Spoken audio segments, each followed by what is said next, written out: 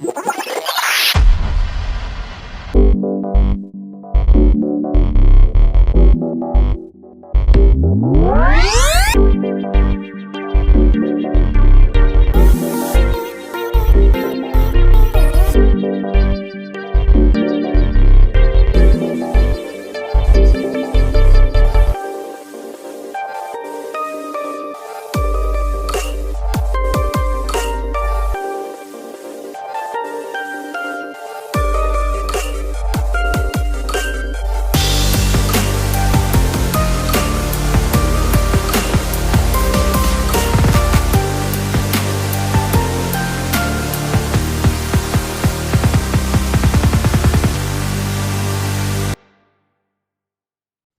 everyone. Thanks for tuning in to Canadians with Disabilities and Their Allies. My name is Brent. I'm the host. And today on the show, I have Joseph Vander Meer joining me. And we're going to be talking about a new proposed program that's going to benefit Canadians with disabilities across Canada. Welcome, Joseph. I'm looking forward to our discussion today regarding your proposed program that you want to talk about. Oh, your mic is muted now. Oh, yes. Hello. There you go. That's okay. Hello, Brent. Hello, Neil. How are you? Good. Very good. How are you doing, Joseph? Thanks for coming. 2 feet, 2 arms, and a heartbeat, you know? Yeah. It's great to have you joining us today on the show, and I'm looking on forward Good Friday, no less. Yeah, Good Friday. Yes, it is a very important day. It is a day of remembrance. Yes. And of faith. Yes. But do we have enough faith in our own government? That is the big question of the day. And it's a Good Friday. It's a good day to, it's a good day to talk about your proposed new program that you would love the federal government to enact. Yeah, so I'm sure that you're wondering, why did I pick today to ask for this interview, this broadcast? And that's I'm gonna leave it up to you, Joseph, to tell everyone what the program is called, because I would love to say what it is, but I'm gonna leave that up to you. So today is actually the 2-year anniversary since the last report on guaranteed basic income in Canada, according to the federal government. The last parliamentary budget officer report came out 2 years ago, in which they had specified that basic income would help to potentially lower poverty by 50% in a year. And that was them using the smallest of the scenarios of guaranteed livable basic income. The program I'm proposing is called the Canada Guaranteed Sustainability Benefit. So it is a guaranteed income, but it's designed for the sustainability of Canada. That sounds where picture this, okay? You know about guaranteed livable basic income and how it's tied to 75% of the poverty line. But also with basic income, it comes with a large price tag. We are talking billions of dollars. The last estimate 2 years ago was $87 billion for the smallest scenario for a year. And the largest scenario was $192 billion. Now, that was a range of 8 million people to 19.8 million people, 19.9 million. Wow. Okay. So, and that's not people, that's households. So we are talking about close to about 24 million Canadians would be affected by the program. Why do they have such a wide range? Because the clawback, it depends on how much can the government expect to lower the benefit for every dollar that you earn. Now, people don't let their government have a 50% tax rate. Right? So why do we have a 50% clawback on social services? So right off the bat, it penalizes you for working. It makes it so less cost effective right, to go to work, that people would potentially just stay home instead because they're going to save more money by getting a tax-free benefit and stay home than it is to go to work and then pay taxes. Mhm. And that's a reality that the Canadian government has to face. They have to take this head on and go, poverty line is to the point where the minimum wage does not sustain it. We don't have enough jobs to guarantee for millions of people that are in poverty. And instead of just spending on infrastructure and jobs, what they need to do is something that's going to help everyone around.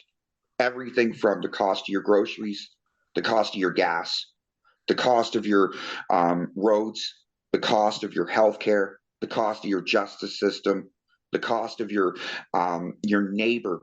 You know, everything from your neighbor not being able to afford to pay his phone bill may cause him to damage the infrastructure to steal something, and then your entire neighborhood pays for it. Yeah. Right. So basic income in itself is a cost-saving thing nationally. It touches everything.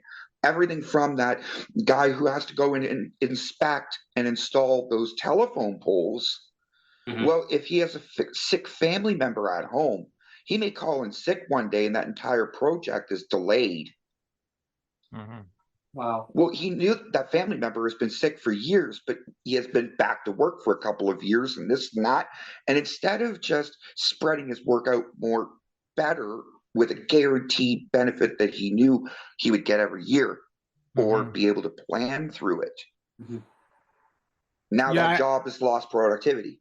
Yeah, I know, like for me personally, like I think, and for a lot of people with disabilities, for a lot of people with disabilities, I think a lot of people with disabilities would do a lot more kind of gig work if we knew that we had a basic income to fall back on. Like I love photography, like I love especially portrait photography, and I don't get paid enough for it, but I would love to invest in that and like kind of start a more of a small business if I could. Well, if I knew I had a basic income.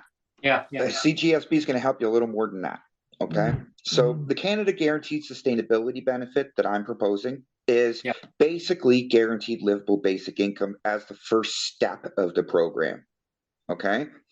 The second step of the program is emergency support. It is a program that's national already, so we can use it to our advantage of things as emergency climate problems like forest fires, earthquakes. You know, we are talking about global warming. Canada is going to be severely affected by it. So we need to do things that are going to put money that's tax-free into Canadians' hands to upgrade what they have now. We're not talking about tax credits that they have to go out, do the renovations, and then get the money back maybe a year later. Right, like a DERB, right? We're talking about a savings for them. We're talking about and I'm not talking about just the poor here, folks. Right. I want the government to understand that this program is designed to help people that are up to already in the range of $140,000 a year in income. Now, here's where it gets tricky, okay? So, guaranteed livable basic income that I promote has always been the third scenario, okay?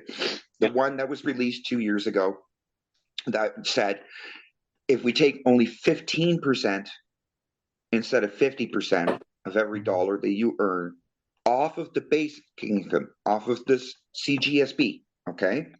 So they guarantee you can get 75% of the poverty line for that year. Okay. Let's be clear, Joseph, just so everybody knows, and so I know too. The third scenario you're talking about, this was from a report that the federal government itself released? Parliamentary Budget Officer released this April 7th, 2020, 2 years ago. Oh, wow. And so that that was the third scenario you're talking about was in that report. Yes, and it was in that report, and it explained that 3 scenarios. There was 50%, 25%, and 15%. Now, the 15%, that means that the people that would be in scenario 1 would get to keep 35% more of the benefit for every dollar that they earned. That means that if they earn less than the other person, then they get more of the benefit.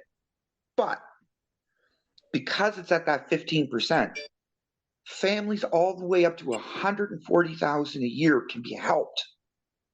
And we're not talking about small amounts of money either, right? Wow. Even at $140,000, to them it's a small amount of money, but not to us. Okay, not to lower incomes, but you'll get my point. Yeah.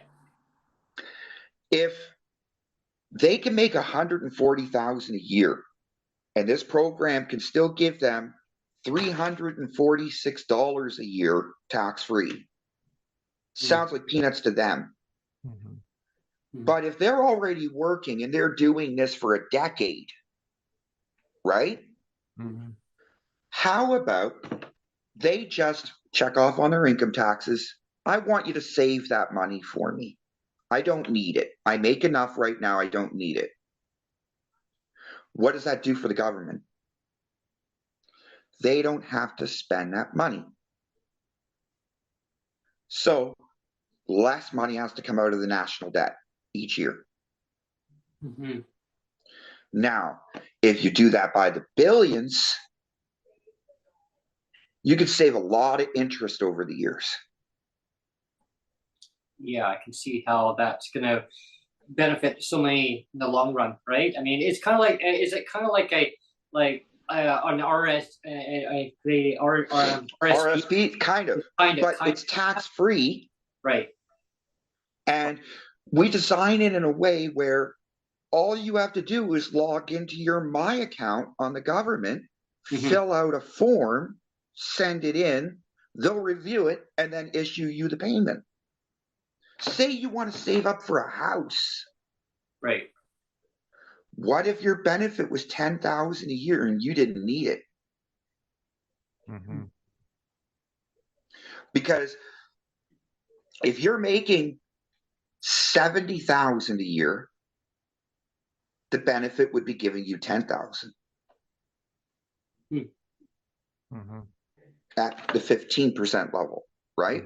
Right. So if the families use that as a tool of savings, the federal government collectively across all of the provinces has lowered the amount of money they need to take out of the coffers to give to the people, so they save on the national debt and debt expenses.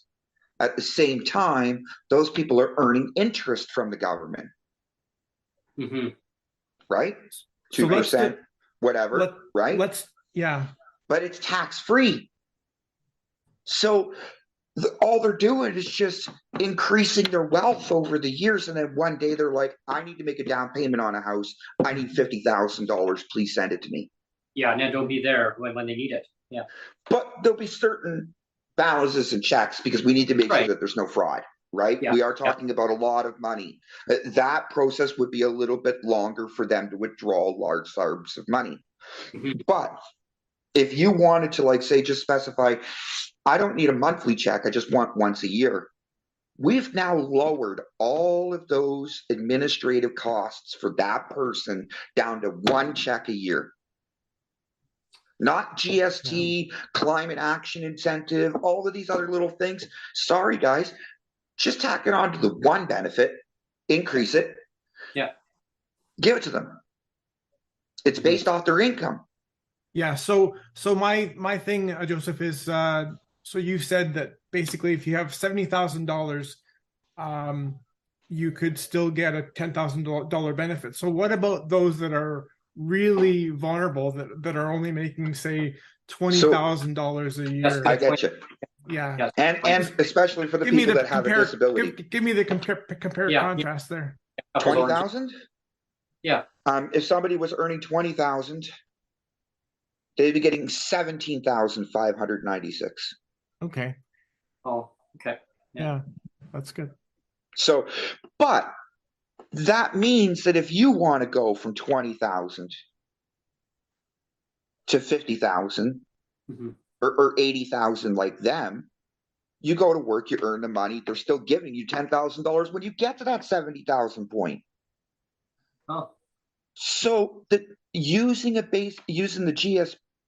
CGSB as an encouragement for jobs, because when people hop onto the program, they go, well, now I have enough money to pay my rent. Now I have enough money to pay my bills. This thing's going to take care of me for a year while I go get a job, increase my income, and then I've got so much I don't have to worry about this as much. Bank it for me next year.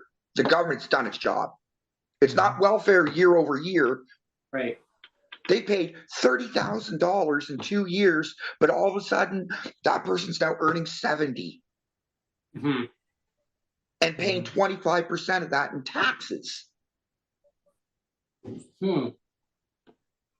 Between sales taxes, income taxes, property taxes, whatever tax you want to consider, and I don't care what jurisdiction it is, that's contributing to the government in some form. To the people. Yeah, right? So when we have to think about the cause and effects, the only thing that stops the government is, how do we pay for this in the first place?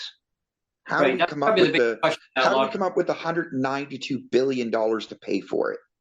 Well, here's the kicker. Canada Guaranteed Sustainability Benefit would also start off with a buy-in process for corporations and the rich and elite. Guess what, guys? We want you to save the Canadian government. So this is how you do it. Every dollar you invest, we're going to give you that same interest rate that we give the other people that are going to bank their money. Guaranteed by the government to fund the program in the first year.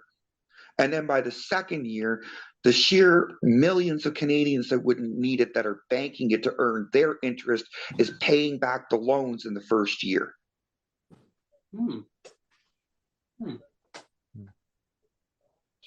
Or progressively. Math crunchers, accountants, they're going to make that profitable. But there's the idea. If we can sell Canada savings bonds, why can't we sell a basic income savings bond? Right.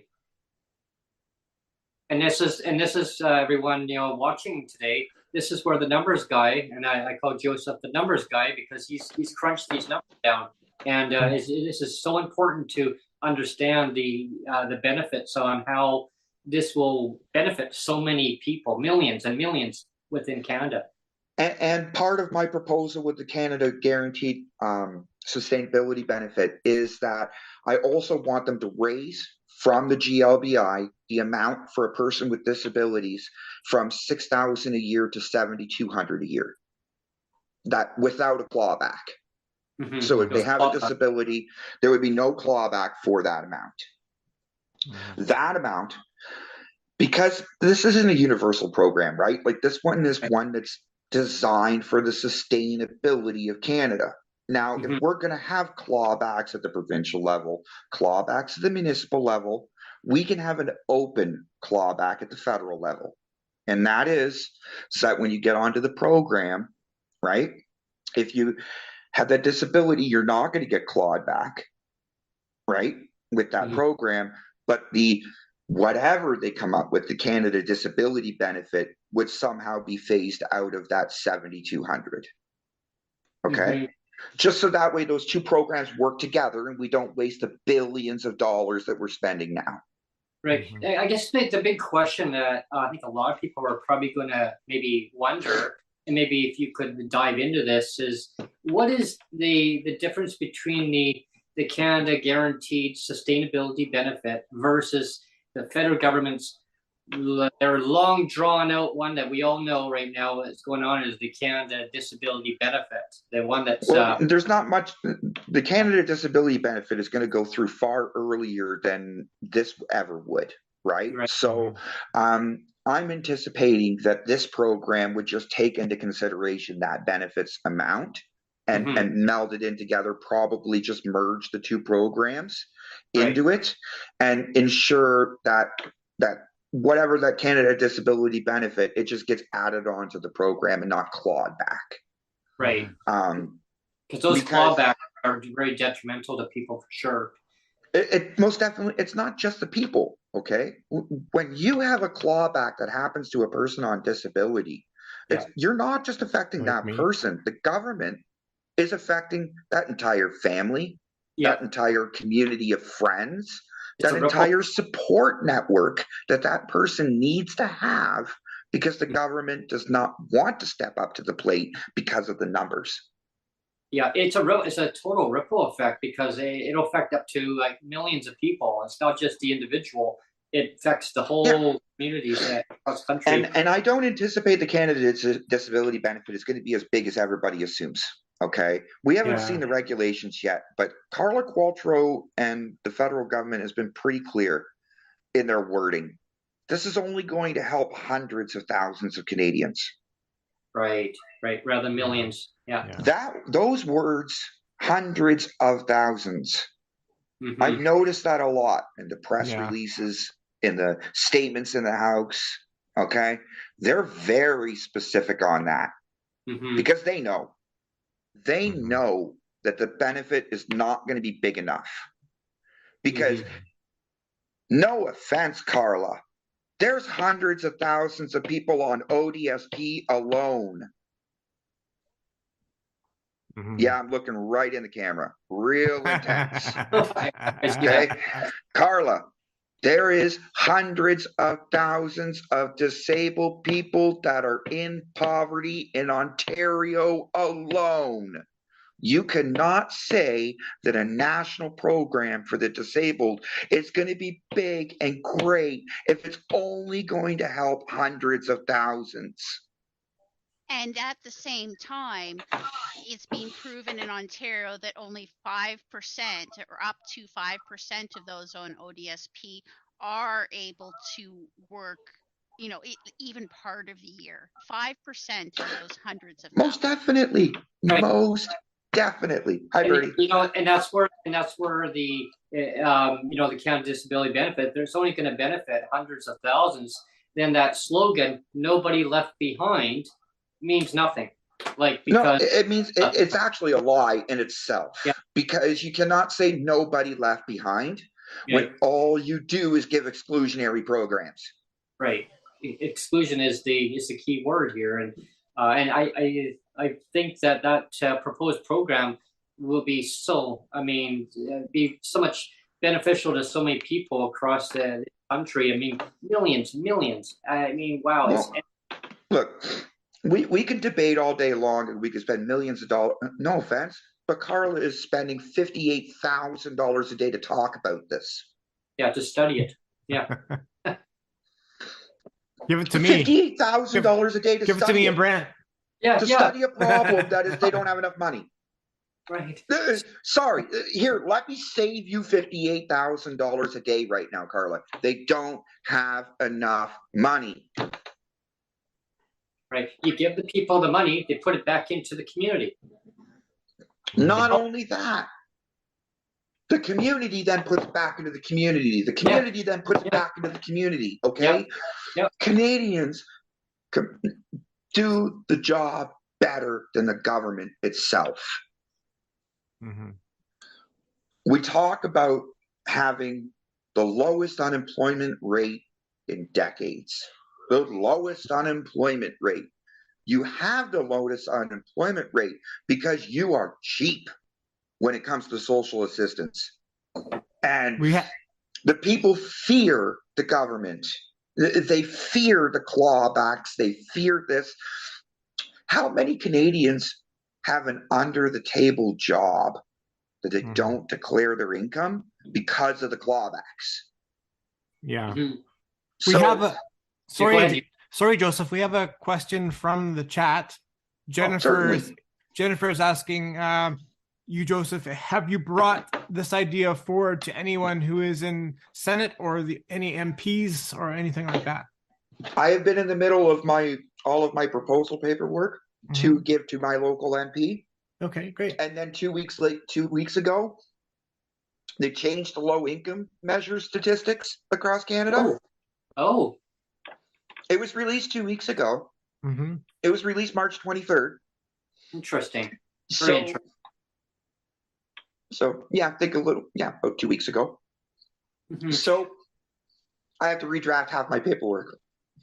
Yeah, I know one big question that's been coming up. I had that on my last segment. It was a question. I wanted your take about it. It was a question that was asked, but I'm going to throw it over to you. Your view about the UNCRPD. They say there's not been enough discussions going on about it. I mean, that's just the main framework. That's just the charter of saying, well, these are what the rights are.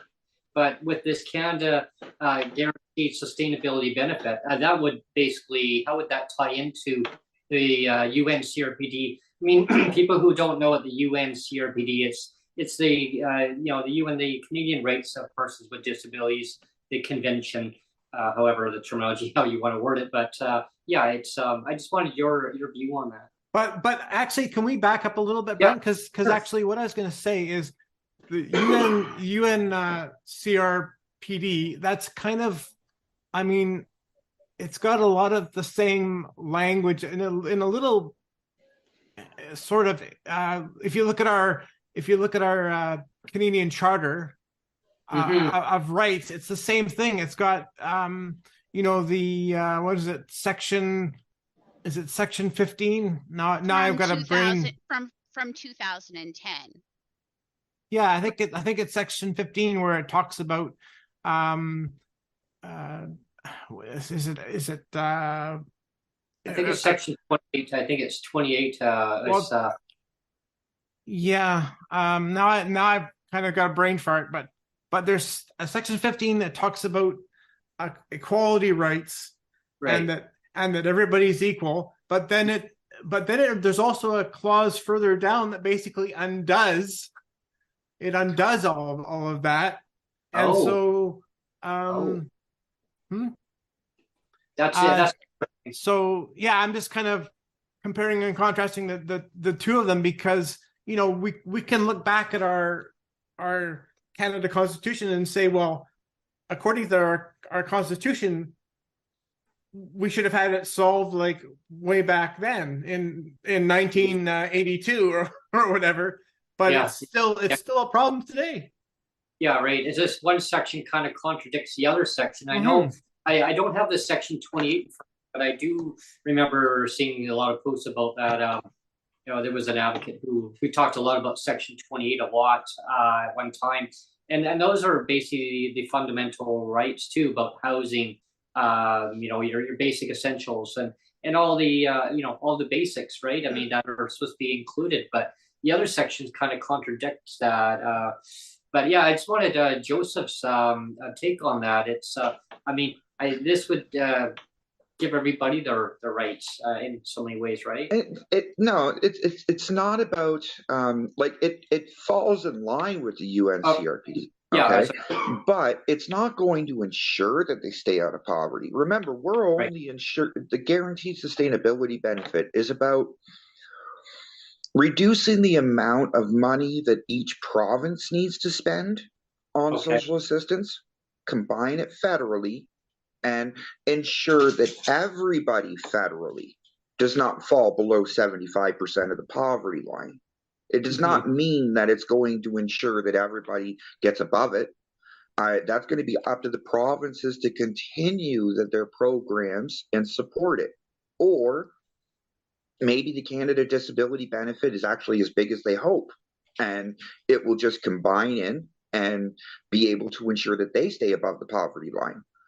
But the program isn't about ensuring their access to accessibility devices. It's not about ensuring that that there's Braille on all the documents, that there is screen readers or accessibility alt images. No, this program doesn't ensure everything like that. UNCRPD is about giving the instructions to Canada about what they're supposed to follow, but it's up to each individual program and each individual thing to ensure that they do it. But the Canada Guaranteed Sustainability Benefit financially will help people with disabilities be able to obtain their goals. It would say to a bank, this person is always going to get 75% of the poverty line. The poverty line never goes down because people don't take a pay cut. Right. The whole nation's not taking a pay cut because that's the only way the poverty line's going down. Remember, the poverty line is based on the median income of Canada, right? Or the low income measure, I mean, not the Canada's official poverty line. That one deals with the cost of goods and services, right? Canada's official poverty line is the market basket measure, and it's been that way since 2019, right?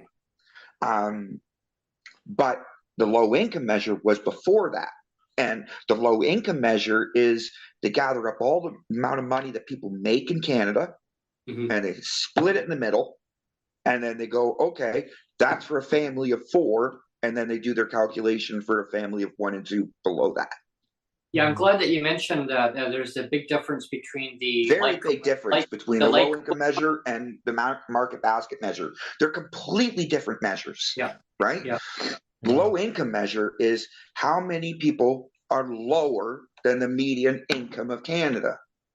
Yeah. Right?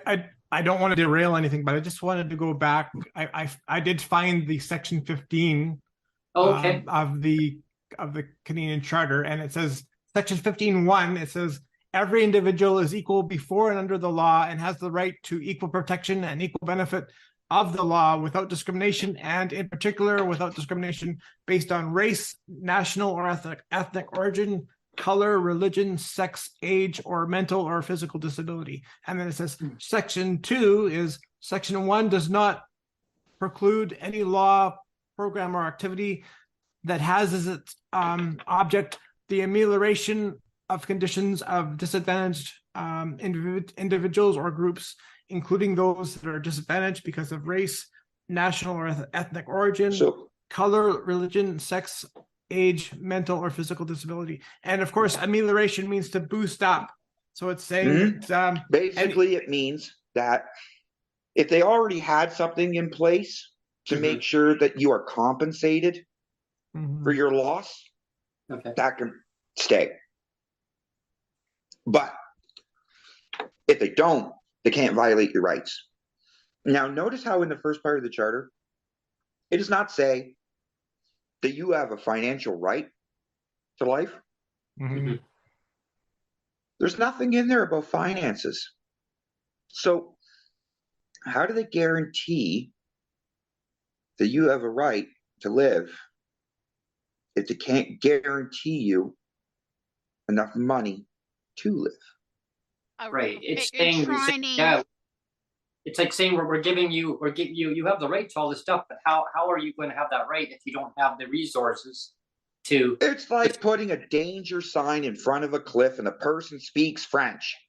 Yeah. Or here's my famous line that I always put on. So Joseph, so you asked me to make spaghetti. So I got the pot here, right? Yeah, that's it. The same thing. But there's no ingredients, meaning the financial ingredients to go into it. Yeah, I got the pot here. No, I mean that's all you asked me to bring. Yeah, my spaghetti episode. Versus actually enshrining adequacy. Right to adequacy. I mean, look how much it would benefit on, the relief on provinces for their healthcare system. I mean, wow, that would be huge. Well, and crime too, because people wouldn't be as desperate. You know, if people are desperate, they do more bad things, right? What's related to crime? That's an expense that's massive in this country. Right. Drugs. No, there was an episode just recently. Crime causes damage. Damage causes recovery, right? Which is you need to recover what you've lost, and you need to recover what you had, and either make it better or put it back the same.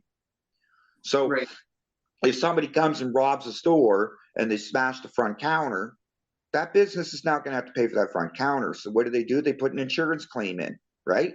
The insurance company pays for it. So now that whole collective is paid for that out of that insurance company, and everybody just put in their money, right? Their deductibles, yeah. And they pay their fees, and collectively the insurance company pays that store to fix that counter. Well, the Canada Guaranteed Sustainability benefit is the people that have too much money buy into the bonds of the program to pay for the program that's going to put money into the person's pocket to not rob the elite. Yeah. Yeah. Because eventually the insurance companies won't pay. They won't pay if that store keeps getting robbed. They keep getting, the window gets smashed, or they rob it. No, the insurance company will first change the terms of the policy. They'll go, you have to put better locks on your door. You need to put cameras in. You need to maybe put a cage up around your counter if it's really that bad, right? The insurance company is going to make them take preventables first before closing them down or uninsuring them.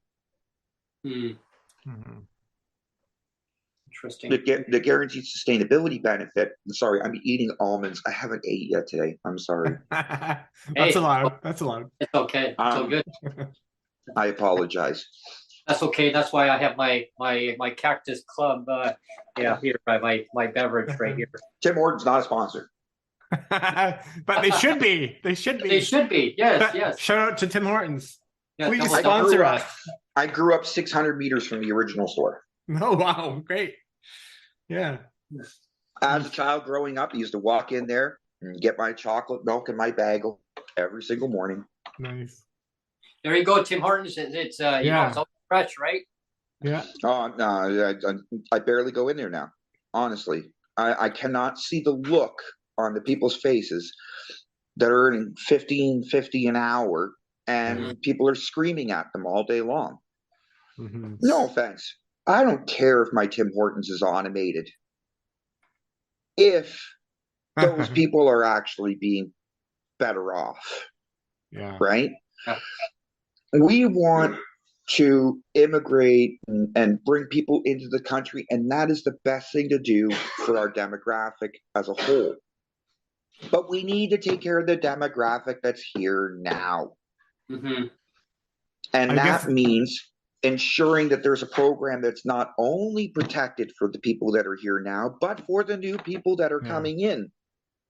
Who wants to come to Canada if they're going to face a minimum wage of $15 an hour and it's $2,500 a month for a one-bedroom apartment? Yeah, and I guess that's the question a lot of people have, is that if you raise the minimum wage, then of course it's going to be goes up, passed on to everybody else, and everything's going to go up. So the inflation is going to go up in the stores, like food prices. You have to raise minimum wage, though. The problem with minimum wage is that minimum wage has never been really tied to inflation consistently every year. You don't see minimum wage go from $14 to $14.32 an hour to $14.62 or whatever.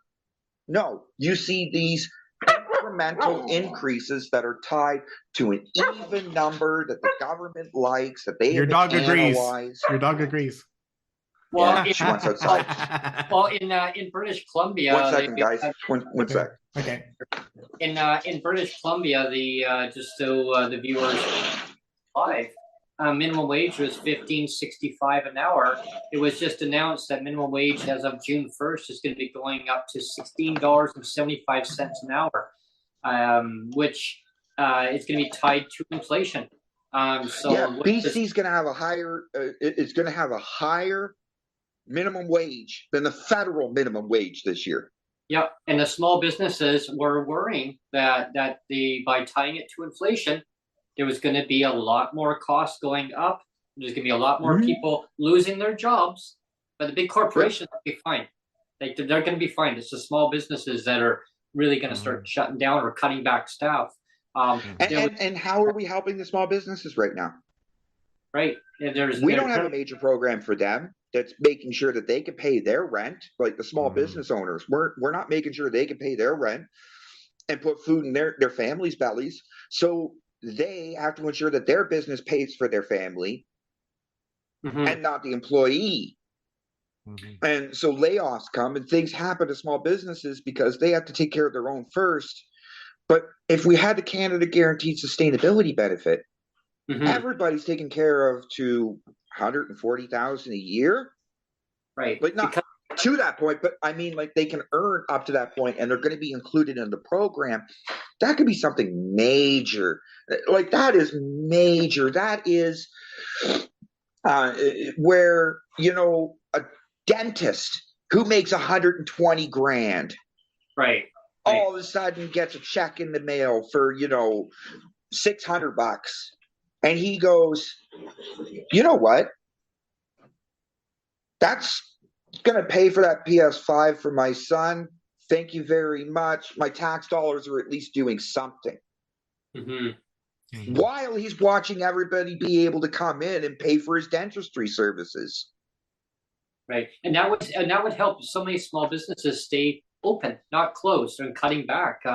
Because I mean, I'm all for businesses surviving, small businesses, but if all their overhead is getting all paid out. I mean, property taxes, all the taxes that are actually getting put in now. Like you got the health tax now, you got sick day tax, you got all these other fees, operating tax, municipal taxes.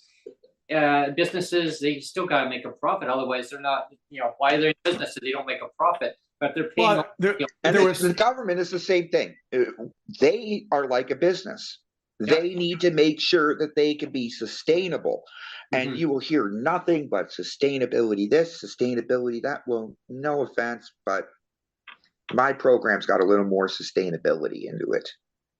Yeah, I remember seeing for Canada-wise as a whole, right? Like you need to make sure that the person that's even at $50,000-$60,000 a year that they're earning, and this can be very well a person with a disability.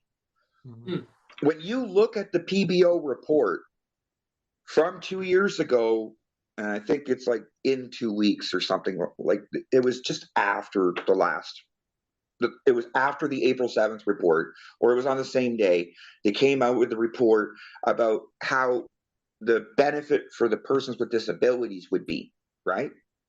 And I looked at it. I can't remember these specific numbers. I don't have it in front of me, but it was disgusting. It was like the average person with a disability earned $62,000 a year or something like that.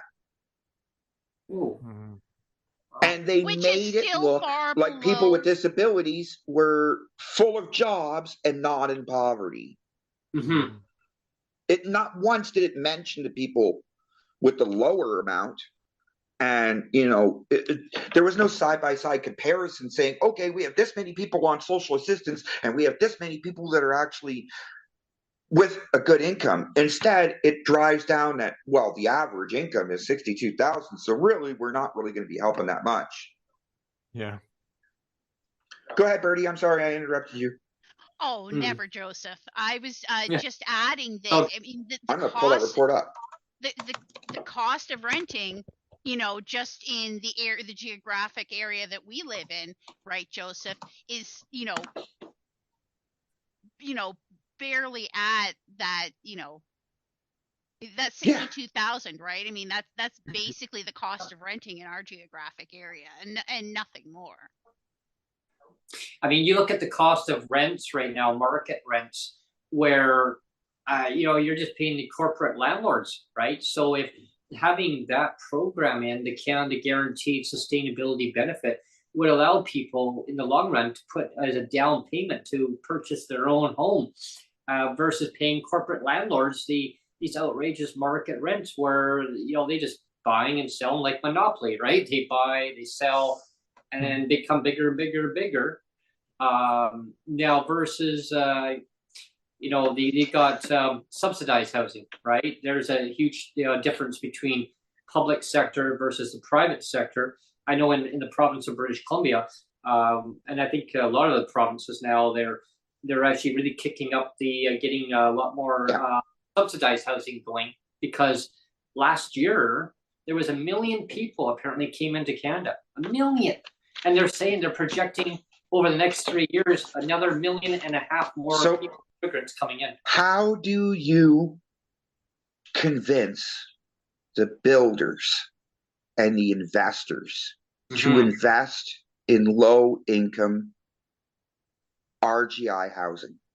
Right. That's a big question that I'd love to dive into here. The Canada Guaranteed Sustainability Benefit does that. When you put as a national benefit a minimum income, you set forth a minimum rent on RGI. Right. Wake up, Canada. How do we save the landlords and the builders? How do we save the people that go and buy those houses and make sure that they get their rent?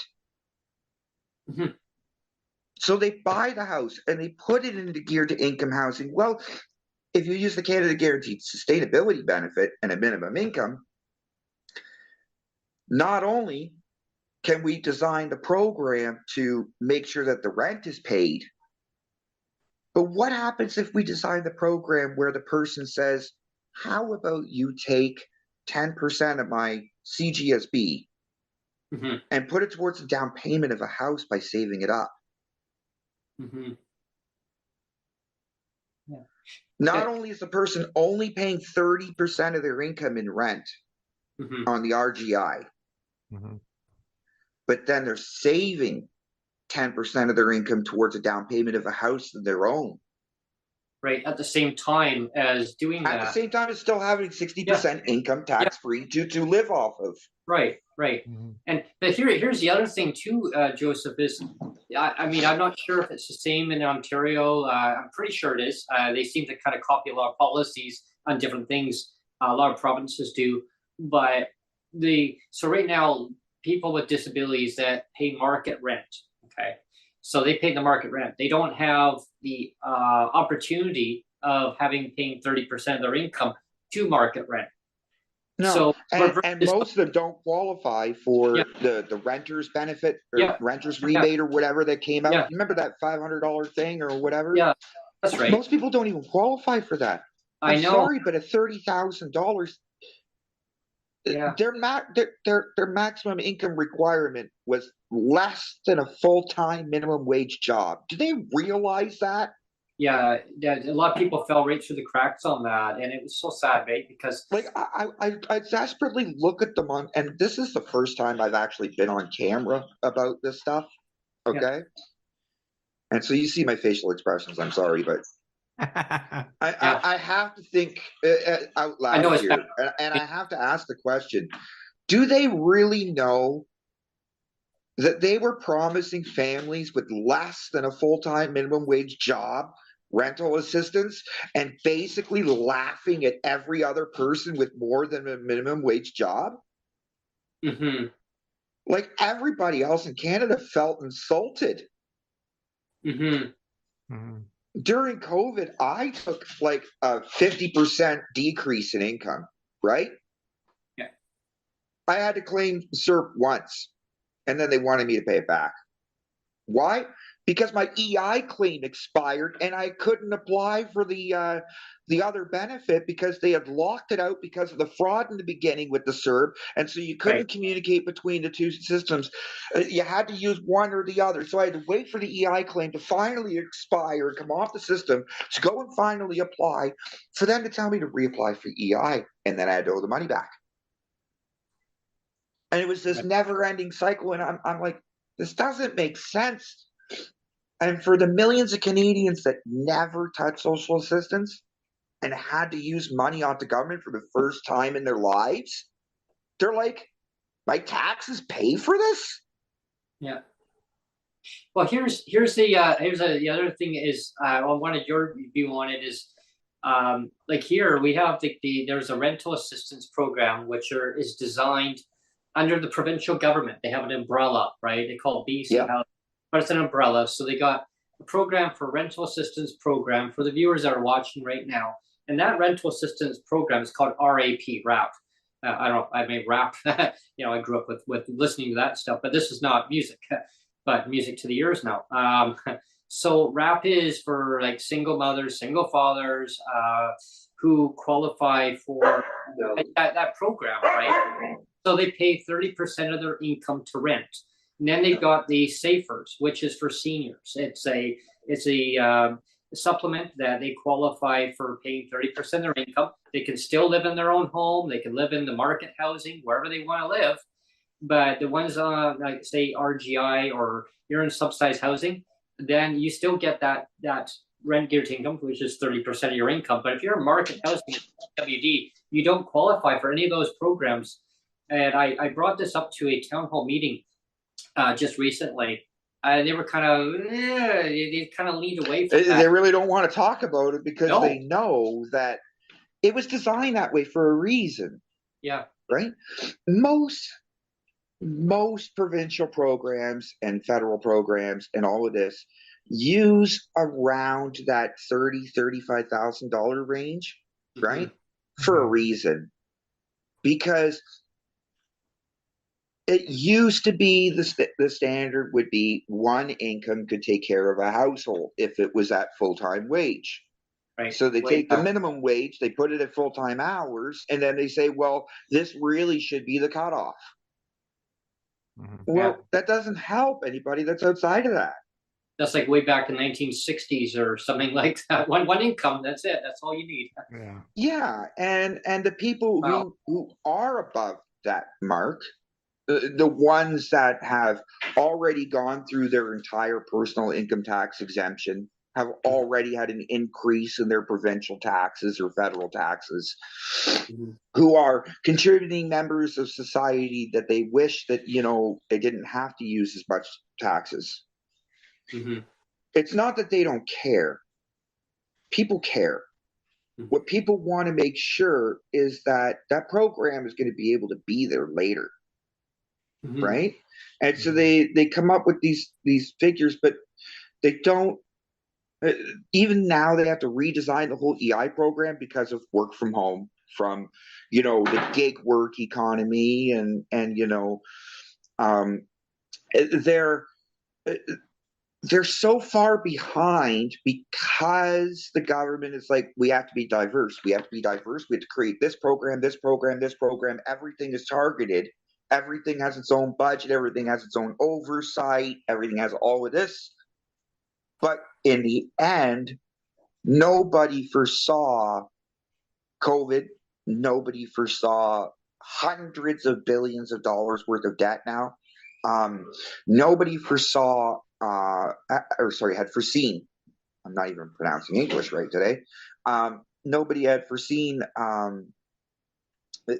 all of these consequences at the same time as poverty is going through the roof.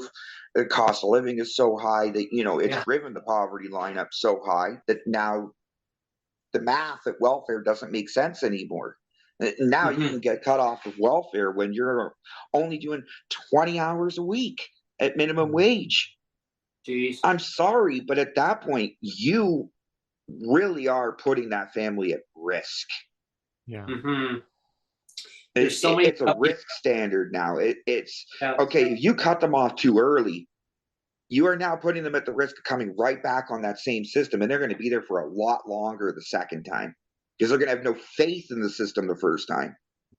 There's so many of these patchwork systems, like like this, all these supplement programs, EI, CPP. I mean, like everything. Like and you put it all together. The government doesn't want to shrink. They only want to expand. They say, you know what? We don't want to interfere with the program that's there now. So how about we add on to it, or go do this separately, or go do that separately? Well, unfortunately, like Pierre Polyev and the PBO had pointed out, we increased our public service sector by 32%. But did you hear Peter Julian on his segment when we had him on yesterday? And this blew me away. He said that the federal government takes the T5007 forms and throws them out. Right. Throws them out. Doesn't even use them. Throws them out. I know. And just puts other. Just puts other. And it's just like, and he's like, "Are you kidding me?" And I never knew that.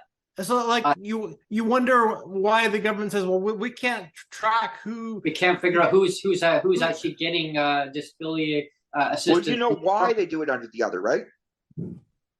because somebody once took the government to court and said, you're violating my rights by judging me on my income. Oh my gosh. Well, I'm wondering if it's because they have So that's a privacy concern. That's the reason why that's designed that way. It's privacy. It's, well, we don't want the government to discriminate based on income, so we're just not going to break it down for you. We're going to disseminate it by just making sure that it's categorized as one thing in fear of being persecuted later. Meanwhile, they have ruined that amount of statistics forever. Right, and hurting people in the process. Yes. Yeah. What I was wondering, because I'm a geek, because I'm a techie geek. What I was wondering is, as soon as he said that, I was wondering, well, maybe it's because the government doesn't want to afford to update the programs to put an extra field in that says T5007. They don't. They have maybe some program from like the 1980s. Definitely doesn't break it down in their budget and tell you how much they clawed back off of everybody every year. And those programs are so easy to put a new tab in there. I mean, it's Lotus 1, 2, 3.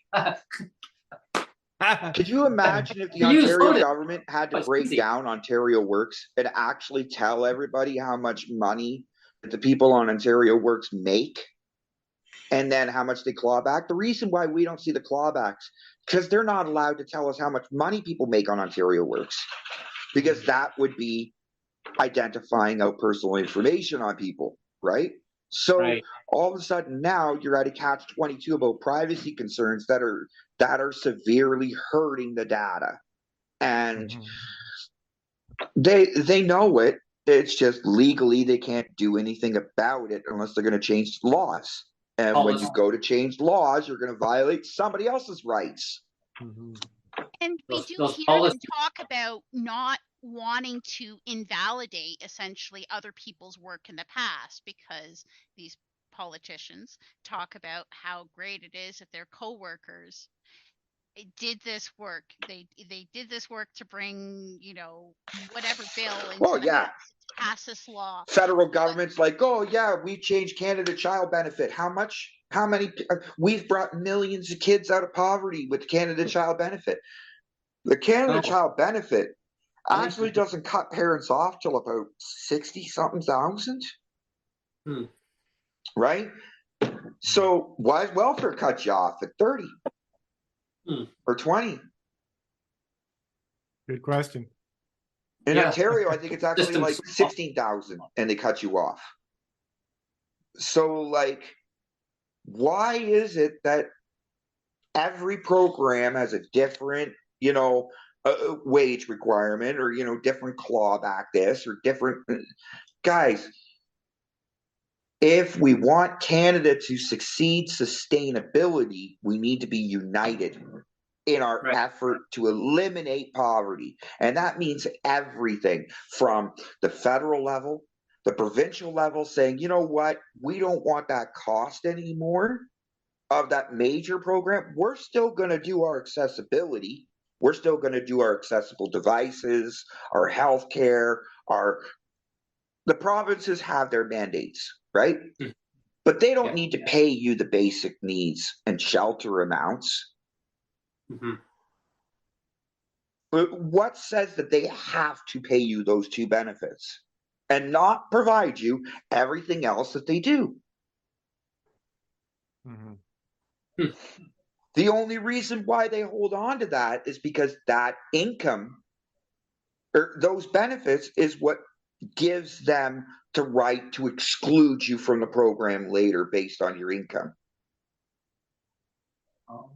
So Canada Guaranteed Sustainability Benefit literally removes the financial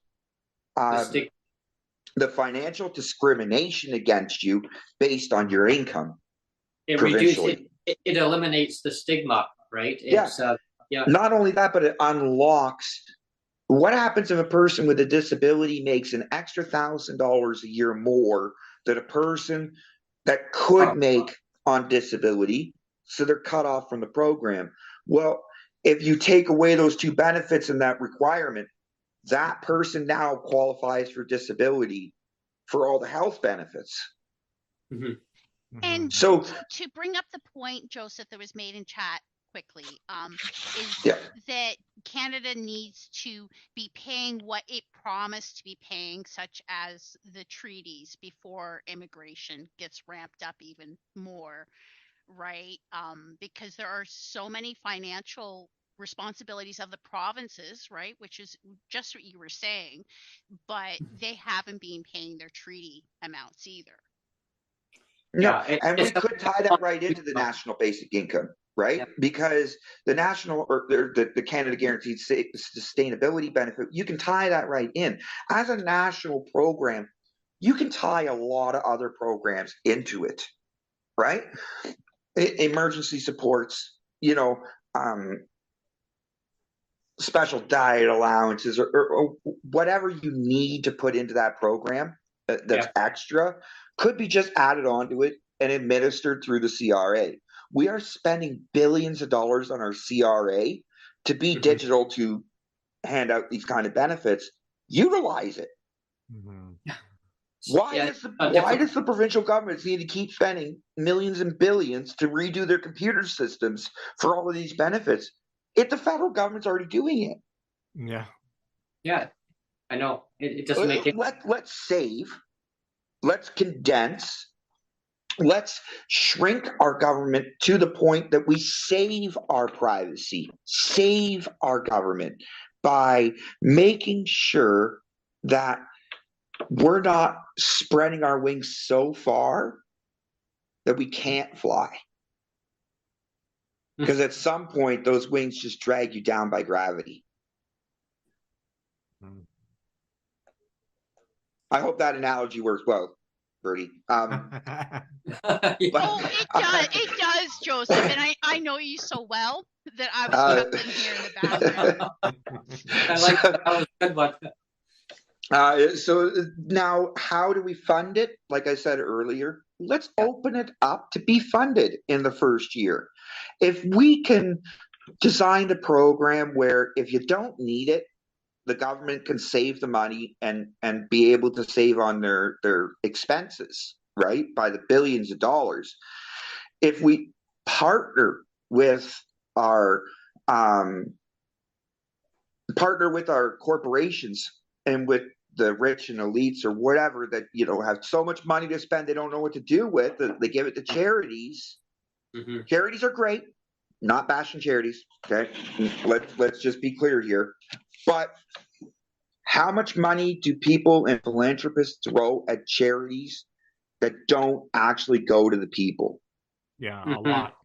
So if we open up a federal program that directly funds the people, not an infrastructure project, not something that has an oversight board or, is going to take years to legislate through for housing or this or that or whatever.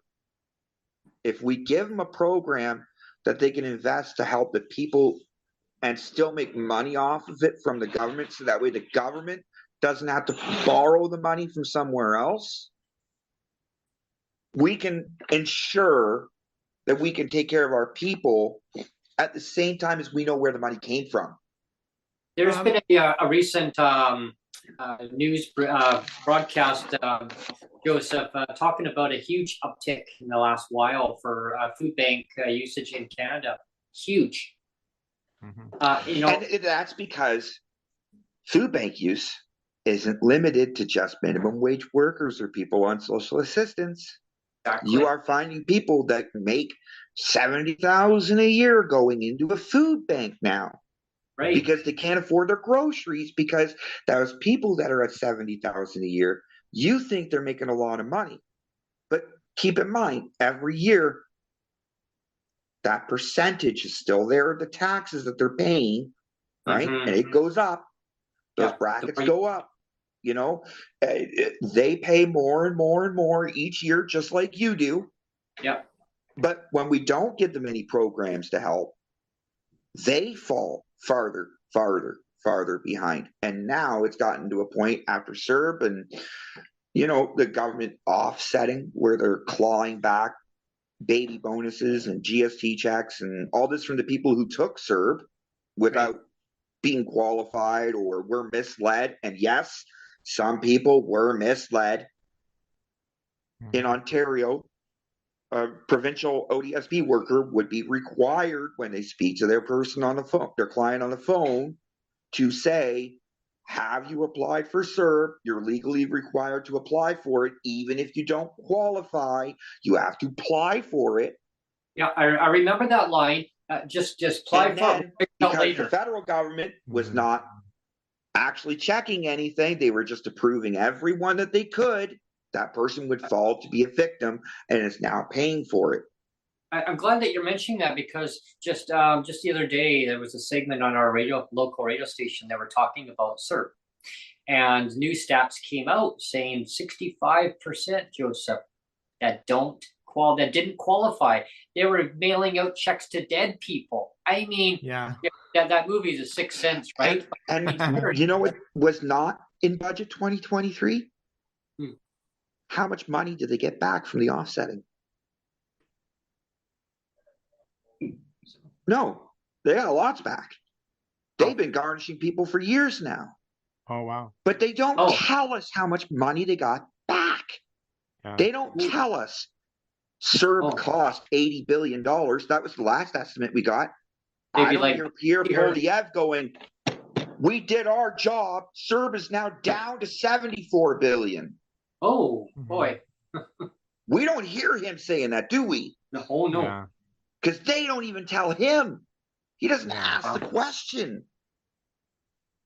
What I'm wondering, he's too busy complaining about a grocery benefit or complaining about this or that. He doesn't stand in the government and go, I am the opposition leader and I want to know how much money has the Canada Emergency Response Benefit recovered from Canadians?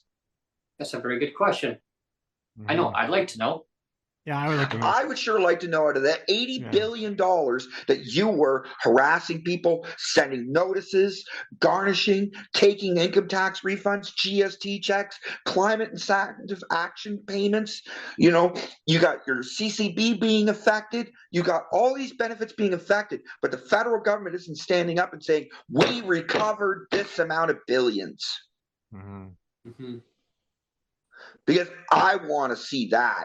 I want to see, you know, why? Because CERB cost just as much as a basic income, and it helped just as many people, but it was taxable and you're clawing it back. I want to know, how much did you recover, because it's our tax dollars. And how much are we being misled by the billions that is not known to us that we paid back? I wanted to get back to sorry for my rant. Yeah, it's fine. I wanted to get back to your basic income program and how you're going to fund it. When you say that people can kind of buy into it, right?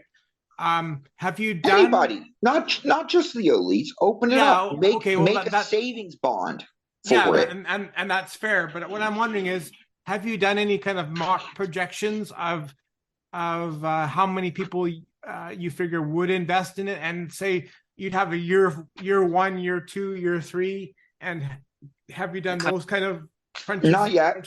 That's something that I would hope that whoever takes this proposal and can actually do something with it, I'm hoping that they can invest. Because that would be useful. That would be useful to have that kind of some sort of hard data or hard projections where you can say, this is what I project. The buy-in to be. Now I've been crunching the numbers of the census and how it's changed for basic income in the last 2 years since the last report. And I gotta say, since the first one in 2018, when Ontario did their pilot, basic income has gone up 21% in 4 years. Ooh. Now, I know what you're thinking, Brent. 21% of about $17,000 is a lot of money. It is. Right? Now, here's the kicker for you, Brent. if you used my scenario, the 15%, right? Okay. Say you got a small part-time job, like Neil had brought up before, 20,000, right? Okay. Well, instead of a 50% garnishment, now you got 15, which means you get to keep more money. 35%. It's gone up 20% in 4 years. And you're still earning the same amount of money as 4 years ago, so you haven't gotten a pay raise. Right. The 20% counts. But what happens if you got a pay raise? Say you went up 10,000 a year. All of a sudden, you got a lot more hours, and you're at 30,000 a year, right? You wouldn't qualify for your disability benefit or anything like that anymore. Right. But the CGSB would. And not only that, but because the 20% went up, that means that for every dollar that you earn, right, you're keeping 20% more or 35% more than what you actually would before. And it's 75% of the poverty line is your minimum, but not your maximum income. Kind of seems like a win-win-win to me. Sounds like it would be definitely be a good one for a lot of people. Yeah. And when you do it as a national program, then the provinces really have to get involved yearly with their tax breaks, right? It's all about incentivizing to be there. Look at what happened with BC. You think that minimum wage increase wasn't debated when they realized that that's going to exceed the federal minimum wage that they just announced? Yeah. For the first time in Canadian history, the federal minimum or a provincial minimum wage is going to be higher than the federal minimum wage. I know. At least in recent history. Yeah. It's crazy. How long has it ever been since the province's minimum wage has been more than the federal one? Yeah. Have you ever heard of one? No. No, I think that was at Yukon, isn't it? I think it's just the Yukon. Other than the territory, provinces. Yeah, but the provinces, yeah, I don't see any time in history. Territories also have extenuating extra tax credits and northern credits and all sorts of things that they get, right? So I try not to think of that when I'm in this example because they have much more different supports in the territories. So for provinces, but also a lack of, and I just need to. I've never really known a province to have their minimum wage more than the federal one. Yeah, it sure makes the federal government look really bad. I mean, BC's leading the country, and the federal going, oh, how did that happen? What's that going to do to BC jobs? Yeah, exactly. Now BC is the most expensive place for minimum wage workers. Which means, are you really going to have the infrastructure spending based on minimum wage jobs? Yeah. Brutal. So you're not going to see your local Tim Hortons being built. Oh, no. You're going to find an office building being built to sustain the people that are making 50, 60, 70,000 a year. I actually overheard. I was in a Tim Hortons just recently. You had to roll up the rim, so I had a freebie. Roll up the rim, win a free coffee. So I heard a couple of people in the background. One of them's going to be losing hours because minimum wage is going to be going up, and that was before they made the announcement that minimum wage is going up, and I guess the employer already knew. But the cost of your coffee and everything at Tim Hortons will go up. Yep. Wow, that's I guess that's why we got a big tin of coffee here, so I'll be brewing more coffee at home. Yeah. We've been on for about an hour and 15. I didn't know if you wanted to transition over to the budget. Have any commentary about the budget at all? Right. Yeah. What's your take on that, Joseph? On the federal budget. What I want to know. My big push was the federal budget. As soon as it was released, you've seen it. Where's the funding for the Canada Disability Benefit? Now, we have already debunked this. You've already debunked it. that the General Services Fund will pay for it, right? The General Consolidated Fund, I believe it is. Mhm. So the Canada Disability Benefit doesn't matter if it's in the budget or not. If it gets approved, people will get the money, right? Because it comes out of a general fund for the government, right? Okay. Same thing would happen with the CGSB. It would come out of a general fund, even if, like, that thing would have to pass first, right? But, like, the funding would come from that, even if it's not in the budget. Mhm. This year, with budget 2023, the federal government, the Liberals, went from we're going to have a surplus to we're not going to be, you know, in the black. Like, we're going to be in the red within 5 years, right? Like, they're not looking at a balanced budget, right? Right. So my big objection is, if the Canada Disability Benefit is going to be as big as they hope, is that not going to be billions of dollars that they have not even projected in the next 5 years in their budget? Mm. Yeah. My problem is they don't even put an estimate. So next year, when the budget comes out and they want to shrink civil services and they want to shrink everything, how are they going to pull that off if they're going to add billions of dollars to the budget? And on the flip side, I think this is a setup from the Liberals. Because if Pierre Poilievre tries to get an election now, before the Canada Disability Benefit hits a budget, it will ruin his budget. It'll ruin his first budget. Yeah. He can't get into power now until that thing's in there, because he'll never be able to sit there and look the people in the face and go, I lowered your tax bill, while adding billions of dollars to the bill. And also that bill, I mean, it's going through Senate. So but him not pushing for it to be in there, he's only shooting himself in the foot later on. Because if they called, like Joseph, if they called an election, and I want to make sure, you know, people who watch this going, well, Brent, how could you say that they're going to call an election? But I'm just saying, imagine if they called an election, okay? Bill C-22 died. What would happen to that bill that's going through Senate right now? Right, as of right now, it would die. Yeah, that's what I figured. Yeah, it would. It would happen the same thing as Bill C-35 did when Justin Trudeau called the election on that one. Okay? Right. Bill would cease to exist at that point. Could you imagine that happening right now? With all that work, this budget? It'd just be you know. Now, I'm pretty sure budget 2023 already passed. Pretty sure they already voted on that, right? I think anybody know? I think it's gone. I think it's gone through. Yeah. I think they've concluded with it. I'm pretty sure. I mean, I could be. I know there was. They already had the vote of no confidence and they lost, right? With the budget vote. Right. As far as I know, yeah. I'm pretty sure.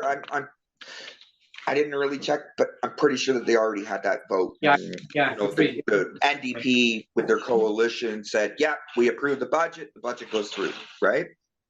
Yes.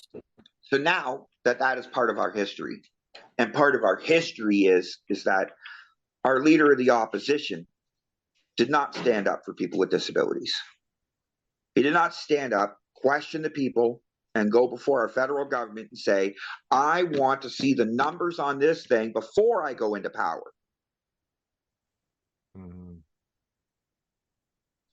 Parliamentary budget officer hasn't done an estimate. Why? Because they haven't done the regulations yet. They don't know what they're going to do. They just don't know what they're going to do dollar-wise yet. The left hand doesn't know what the right hand is doing. The left hand is set up for the right hand to reach out and figure out what it's going to do. Like, yeah. But at the same time, that string is only so long on your sleeves, and it can only go so far. Yeah. Otherwise, snap. So, that's what happens when you throw out T5007 forms. Yeah. Well, here's also the funny part about throwing out T5007 forms. Yeah. Federal government doesn't even know what they're going to spend on this thing because they threw those out. Jeez. Found under G. That's what they did. Yeah. Well, now what are they doing? They had to spend $58,000 a day to figure out where those fucking forms went from. Mm-hmm. If we only had the forms to look up. Yeah, we do. Yeah. We do, though. This is the thing, Joseph, is that technically those forms are still there because my CRA Canada account goes Revenue back. Agency has everybody's T5007 forms going back for decades. That's I know. yeah. You know how much retroactive money that the federal government owes back to people? Ooh, that's a huge thing. But I bet if I were to ask an MP someone that question, they'd be like, whoa, don't go there on that one, man. You know what I mean? But yeah, I mean, how much money is owed back? You know, like, could you imagine? Yeah. If a couple of years from now,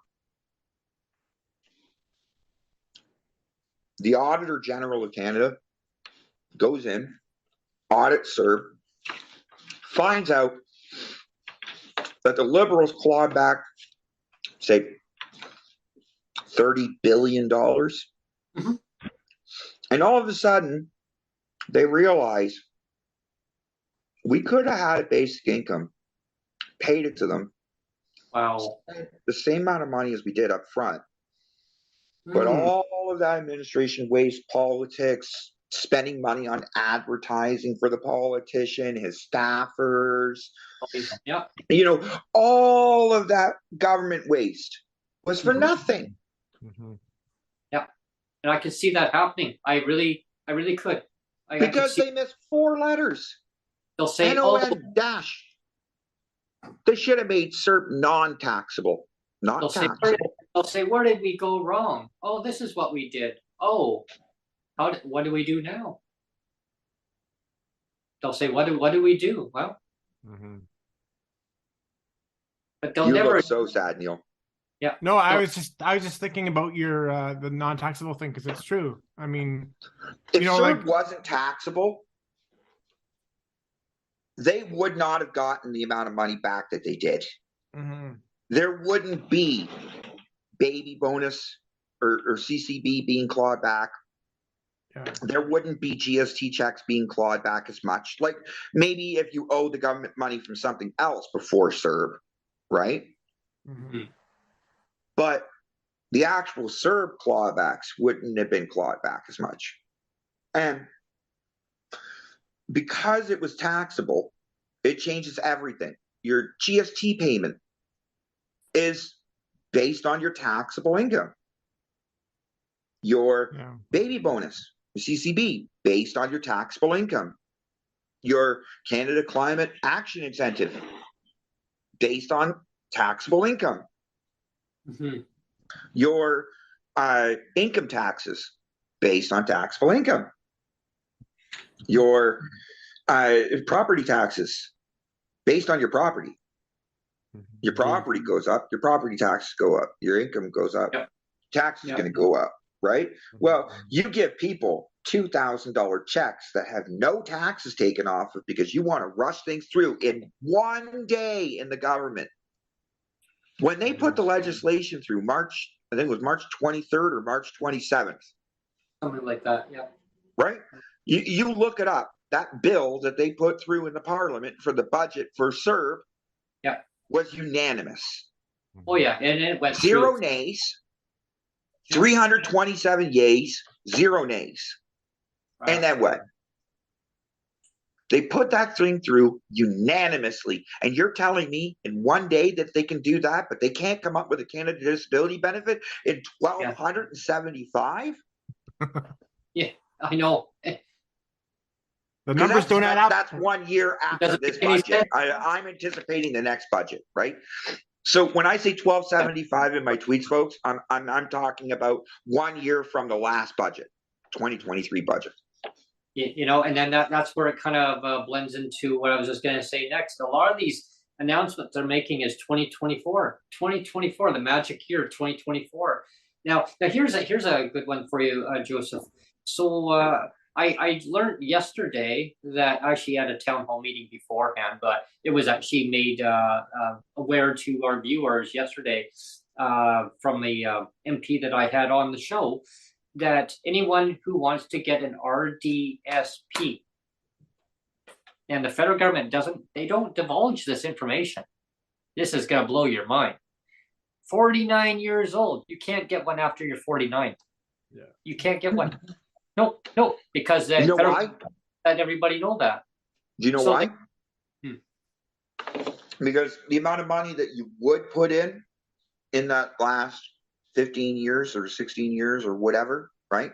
That small amount of time frame of your lifetime is not generating enough of a return based on their math. Okay, that's the reason. Interesting. Does that make sense in your mind now? Yeah, but the government doesn't want to take your money when you're 50 years old, right? Put you at risk because you have a disability at 50, and then not be able to multiply your money enough for them to give you that amount of money that they're going to guarantee you in the end. Right. But what they say they will do is they can retroactive back 10 years. So if you get it before you're 49, but you're actually over 40, say over 49, okay? So you can't, technically, anyone watching this now or watching this later, please keep in mind, okay? So if you can only get up to 49 years old, okay? So if you're over 50, then yes, the federal government is going to retroactive that back up to 10 years maximum, okay?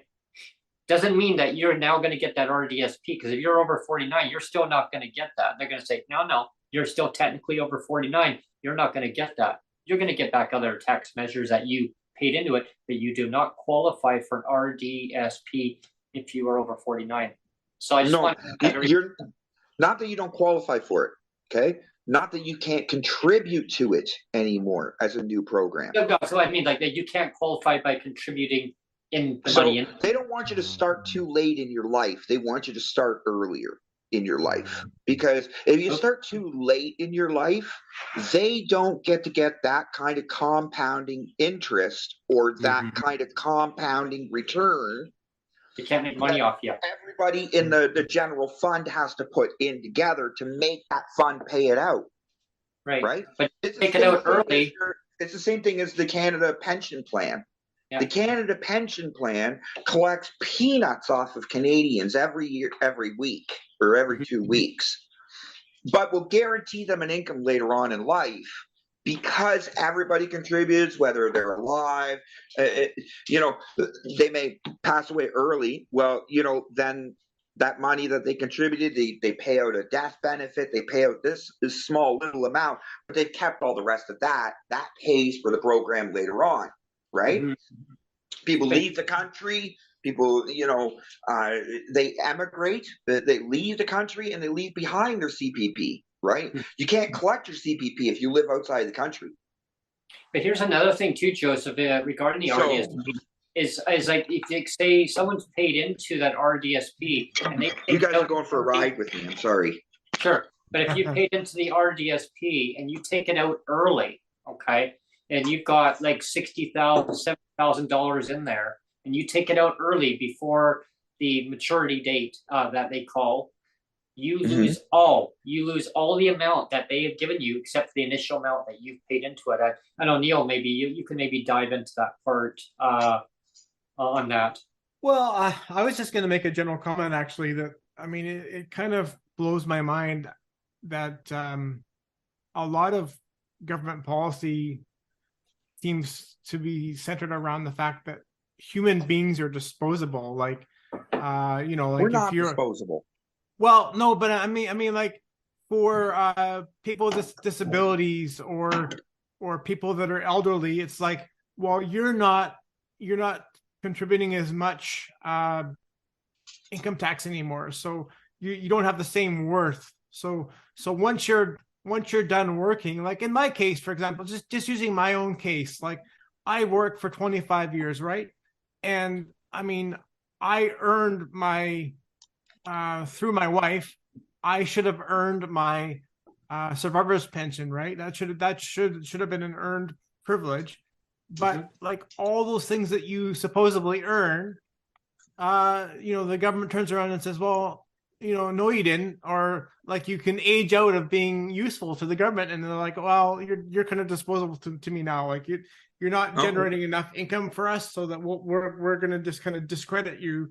We're going to discredit your survivor's pension. We're going to discredit your because you have a disability or whatever, or because you're too old. Yeah. Things like that. And I don't understand why they haven't realized that is discriminatory, right? Like, it's like money that's paid into it, then all of a sudden, oh, you need it now. Oh, no, sorry, you don't get it. So now you're going to get less. It's like all that money, and it's taxable. We're talking about taxable income. That is taxable. But I mean, I pay tax on it. But then it's like, well, that doesn't count. Sorry. What I don't understand is the Canada Pension Plan. Why is it that has to be taxable income? Why can't you tax the premiums first, right, and then make the income tax free? Yeah. The only reason it's taxable income is because they don't tax the premiums. When you pay your premiums off your paycheck, right? Yeah.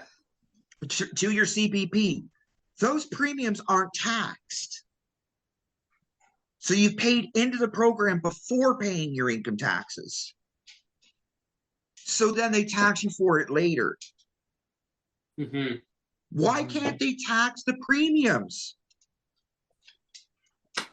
And then make it tax-free at the end of their life when they don't need to be paying the taxes? I just don't get it. Yeah, I know. And then they say they penalize you. Oh, you want it now, and then you get less. So they kind of force it down, right? Or as you mentioned many times, Neil, it's like they want to justify it, right? And I'll get you to kind of explain that to the listeners watching. Well, like I said before, it's like, well, we'll support you if you have a disability. We'll pay you your full amount, but then once your wife passes away, sorry, that's we're not going to support you anymore. And it's just like, are you kidding me? Like, you're going to penalize me because my wife passed away? Like, it just doesn't make any sense to me. Like, why would you do that? Why would you have that? In Ontario, what doesn't make sense to me in Ontario is they change ODSP earning exemptions. That the person that's disabled can now earn $1,000 a month and then get a 75% clawback. Right. But the spouse who's not disabled can only earn $200, and then it's a 50% clawback. Yeah, it's crazy. Wow, that's just terrible. So the Ford government's logic is the person that's impaired is the one that's going to give more money to the family, so they're the ones that should go off and get work, while the spouse stays at home. Yeah, it's crazy. It's crazy. The Ford government. I saw something the other day about that should have been in reverse. It should have been in reverse. It should have been the spouse is $1,000, right? The spouse should have been the $1,000 exemption, and the recipient, the person who's disabled, should have, if they're in a couple relationship, then the same clawback applies. But if they're not, then do something else if they're single, right? Where it's not so penalizing, because your cost of living is more when you're single than when you are in a couple per person. Well, and here's another little story I've shared before, but when my wife first passed away, my first wife, and then I actually, I found out about the clawback that they were clawing back all this money of my survivor's pension every month provincially, and so I wrote to the government, and then I had the Ministry of Children and Families wrote to me back, and they said, well, we have this with this program where you can we can give you money. It's the for childcare. We will pay you, I think it was between $700 and $800 a month of childcare. We'll pay you $700, $800 a month of childcare. If you pay somebody else to look after your son, we'll do that. But they wouldn't honor my $715 clawback. They wouldn't give that back to me. Like, they're still clawing that back, but they'll say, well, we'll give you $700 $800 of money if you pay somebody else. Somebody else to, are you kidding me? I am the father, and you're taking money away from me, but you're saying we'll give money to somebody else. You make somebody else be in charge of your child. It's just so stupid. Right. That's messed up. Stupid. It's messed up totally. It is messed up. And I told them point blank. I said, that's messed up. I said, you're not willing to support me, the father, but if I give somebody else charge of my son, you'll give me like $700 to somebody else. Again, so it's nuts. It's just nuts. It's a ancient policy that whoever, I don't know who wrote it. I'd love to know a lot of these policies. Who writes these crazy these ancient? They don't need these policies even back. Whoever wrote them way back when, I don't know. Like you said, from the 1800s or whatever it is. Yeah. Maybe I don't know, King Arthur the first or something. I don't freaking know. But yeah. You know what? Honestly, I swear half of these policies were invented the previous time that we had a king. Yeah, probably because they feel that old. They feel that outdated. Maybe back in the 1500s or something. Yeah. I don't know, but they are just so they're just not even with the times. Like, it's the part that baffles me the most, Joseph, is I remember having a discussion with my mom many times. And like, this is going back, God rest her soul. That's so sad, Lydia. But I would say to her, how is it fair that people get to have to pay market housing where you get to pay only 30% of your income? How is that right? You get to live in your own home. It's because the system is set up that way. Now, here's the good thing. She went to a meeting now, the office that handles disability income assistance. They also handle seniors programs, all under the same roof. So it was a worker at the time. Who was my worker? Was my mom's worker. And I'd have a meeting. So I would say, well, how is that fair that she gets to pay that where I don't get to pay? I have to pay market rent. You know what I was told, Joseph? It's how the system is set up. It's a policy, Brent. It's a policy. I go, can you change that policy? No, I can't. Why? Because I'm not allowed to. I go, why are you? And I was very inquisitive. Why are you not allowed to? Because the system won't let me change it. Well, who makes the system? It's just, wow, you've got a lot of questions. I said, right. I want to get to the bottom. And my mom says, yes, why can't it be changed? Who makes these policies? She didn't know. She said, somewhere up in government, way up there, someone once upon a time made these policies. She said, but keep advocating, change them. She said, things have to change. And this came from a worker who retired. She said, I'm going to be retiring, but keep pushing forward. Make the changes going to help people in the long run, Brent, because otherwise it's status quo. It'll stay the same. Change in government doesn't mean who's in government. She said it could be the it doesn't matter who's there. They're all going to follow along the same procedures and guidelines they've been handed. Yeah, she said black government, white government, purple, green, blue. She said doesn't matter. It's all policies. But yeah, that was something I learned way back when, because I wanted to know, well, my mom says, well, he should be paying more than 30% of his income.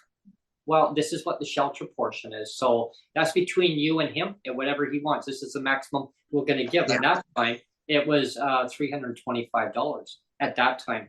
Then in 2007, it went up to $375. And now, historically, it made the 16-year mark. Actually, technically, it doesn't increase until July 19th. So by the time that 16 years as of April 1st, so May, June, July. So it'll be 16 years, 3 months by the time they actually increase it to $500. But here's the thing. Wow. So Joseph, here's the kicker. Wow. My whole welfare check 20 years ago was $520 a month. And here's the thing, the ones in subsidized housing, they're going to get, I did the calculation, they're going to get about $78 of the $125. the ones in market housing, yeah, you're going to get the 125, but hey, you get the privilege of paying high market rent. Yeah, and this is the thing, right? These RGIs, right? Yeah. They depend on that rent to fund their future projects. Yeah. Right. Yeah. So, hello, we are saving on the left hand by not paying shelter benefits, but the problem is that most of that RGI is already people that are on those social assistance programs or paying market rent. And if they had a boost of income, that RGI would have a boost of income.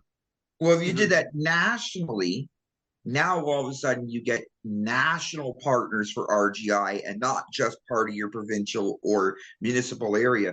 Then you start getting things like maybe a concrete plant decide, I'm going to team up nationally to help build houses because I know that this guaranteed money is going to come down the drain eventually.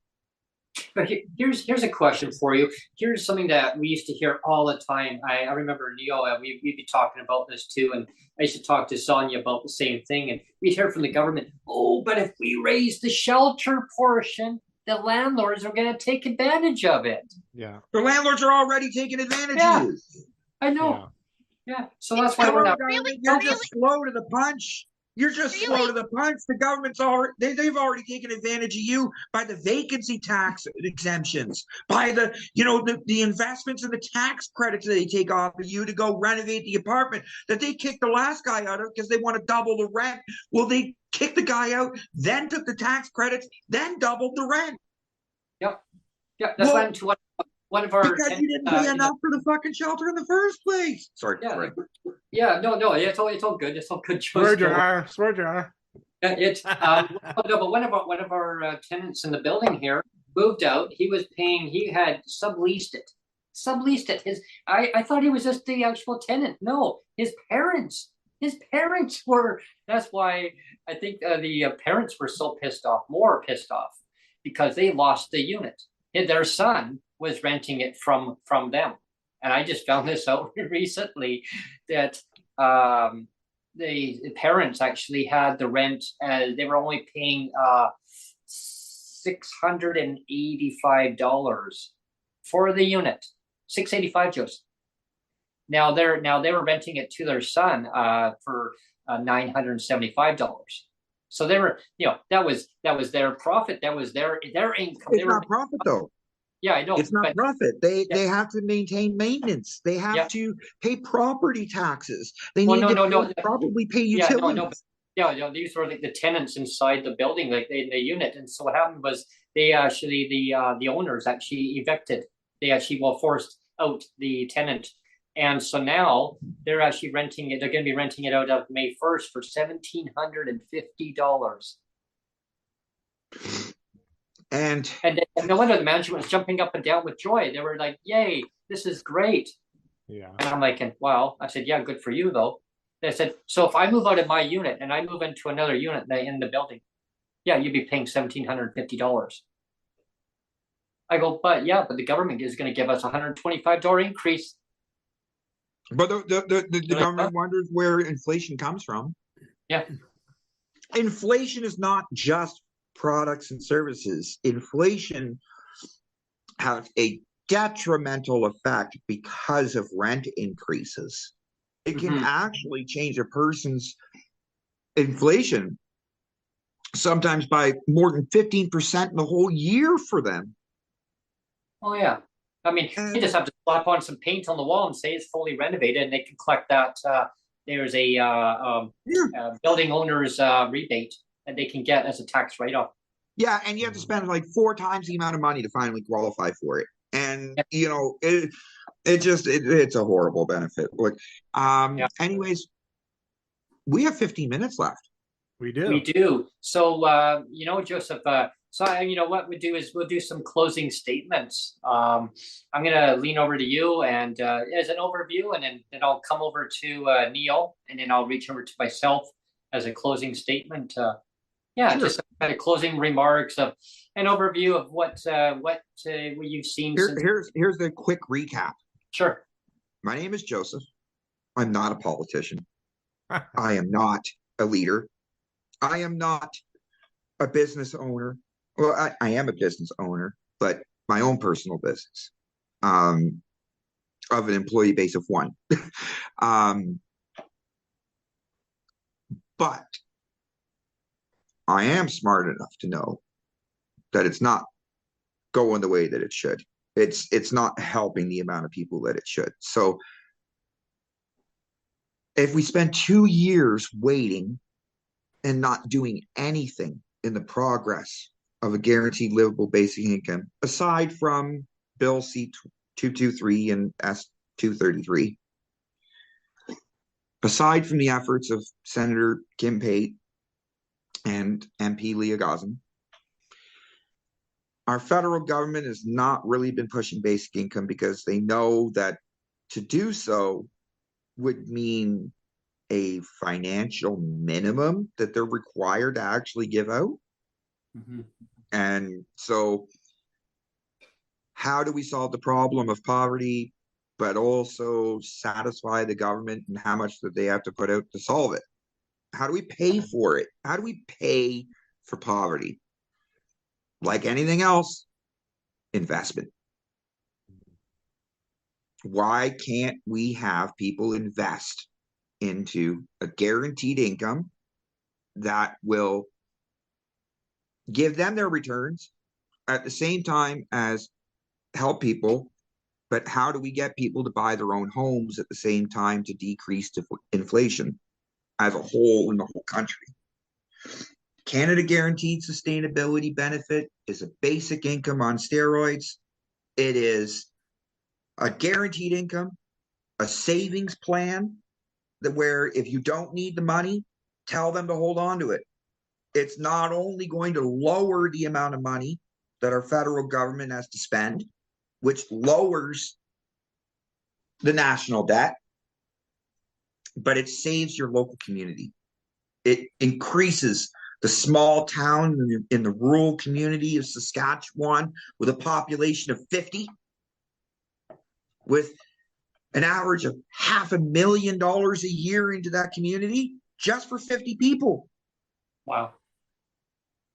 Now, what happens to that little tiny town of 50? It turns into 100. Mm-hmm.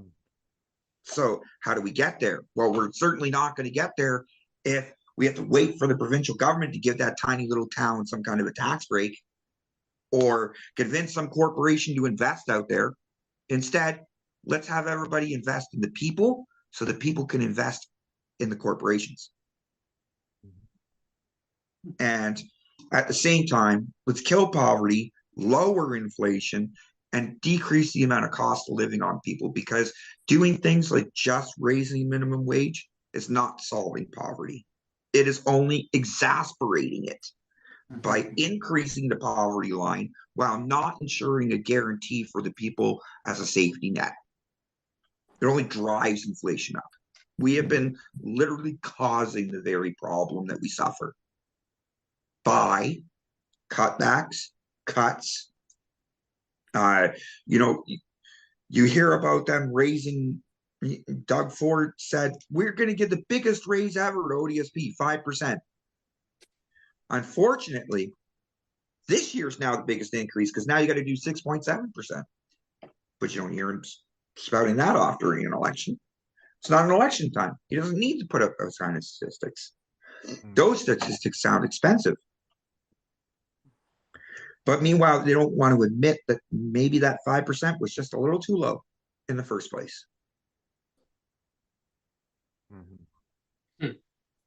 My name is Joseph. I'm not running for anything. I'm just trying to throw my ideas out there. Awesome. Thank you, Joseph, on that. Here's my recap. Yeah. Over to you, Neil. Well, I'm just going to put my producer hat on and say it was a pleasure to have you on the show, Joseph. But also, too, I want to kind of remind everybody that since we kind of relaunched everything, or soft launch everything and moved everything over to YouTube, we've now actually got a podcast section on my YouTube channel. So, Joseph, this show today will be turned into podcast number 13. So you're since we've relaunched, we've had 13 shows now, including yours. I'm a numbers guy and I love a baker's dozen. There you go. Oh, yes. So you're the baker's dozen. You're number 13 of the podcast. So yes, just over that.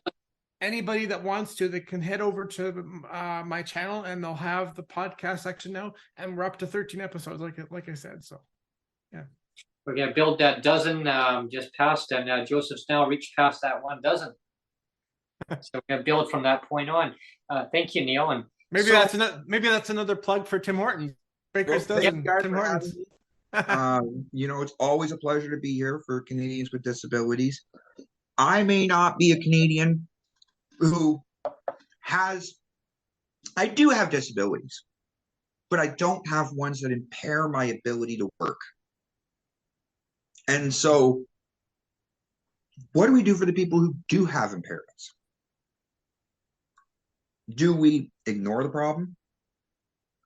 Or do we take it head on and say, let's guarantee you the path of least resistance to be inclusive in society? Mm-hmm. Awesome. Exactly. Then that's right. Nicely said. Yeah, it's awesome.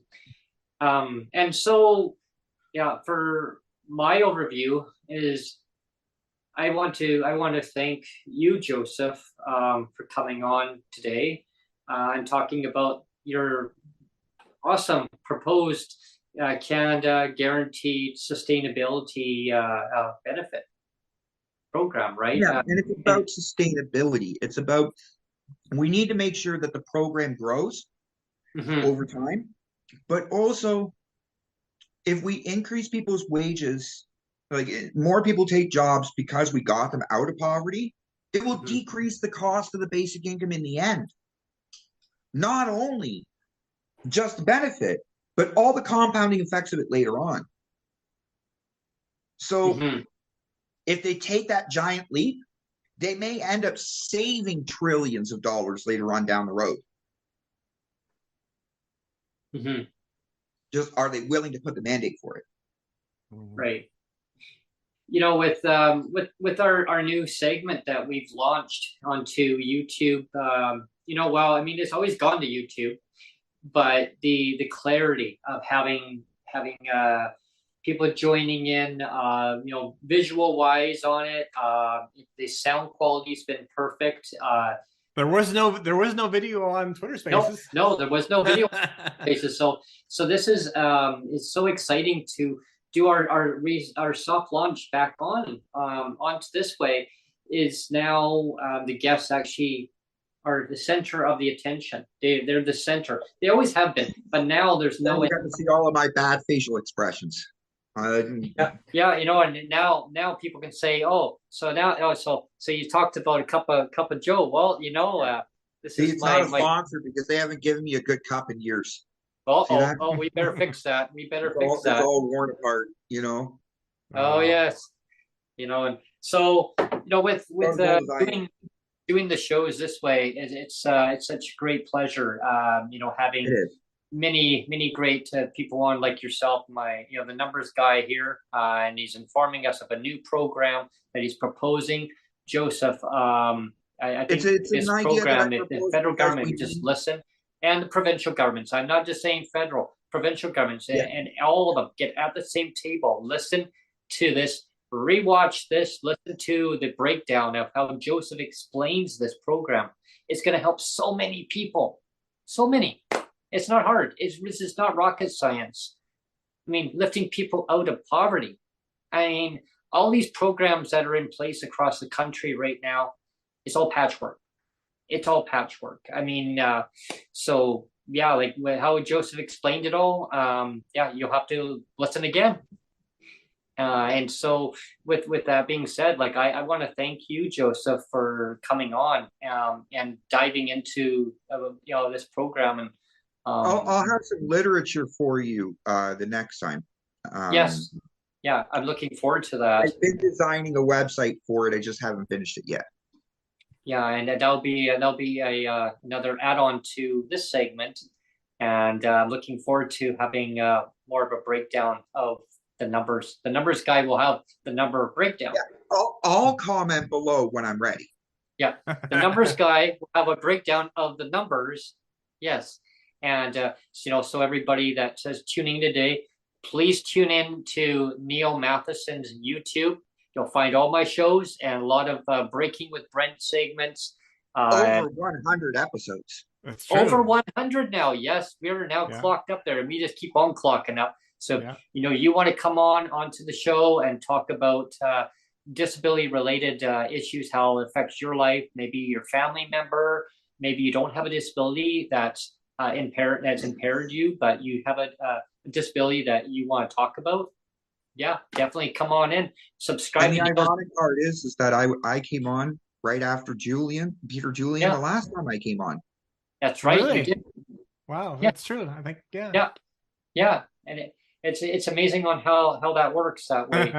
And it's always a great pleasure, kind of blending in certain similar segments with each other, because in parallel, it's all income based on how it's going to benefit people in the long run. And so, like, subscribe everyone to Neil's YouTube channel, because you'll keep up to date on my shows, who I have on, and it's always never a dull moment, because it's always informative.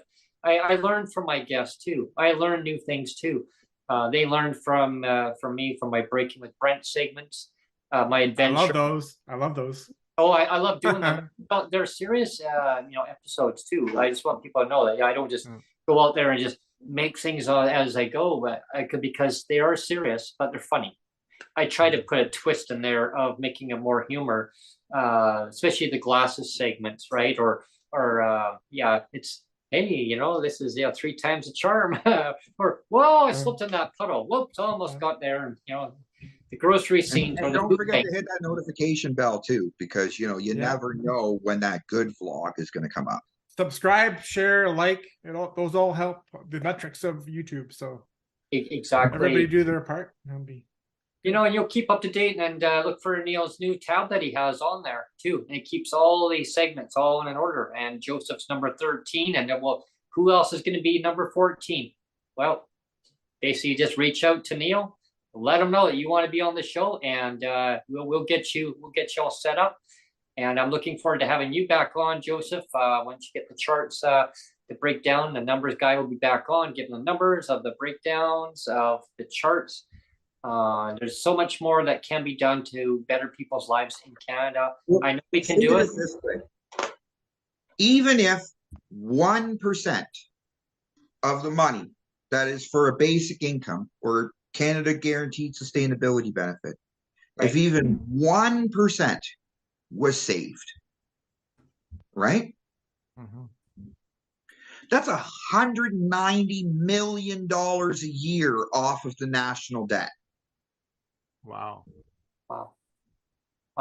And that's just 1%. That's 1%. Imagine ballooning that way up there, how much that would save. Could we as a Canadian society eliminate the national debt within 10 years? Most definitely. Oh, for sure. It's that political will. It's the political will. It's the political will. Are they willing to take a step that could literally save our economy?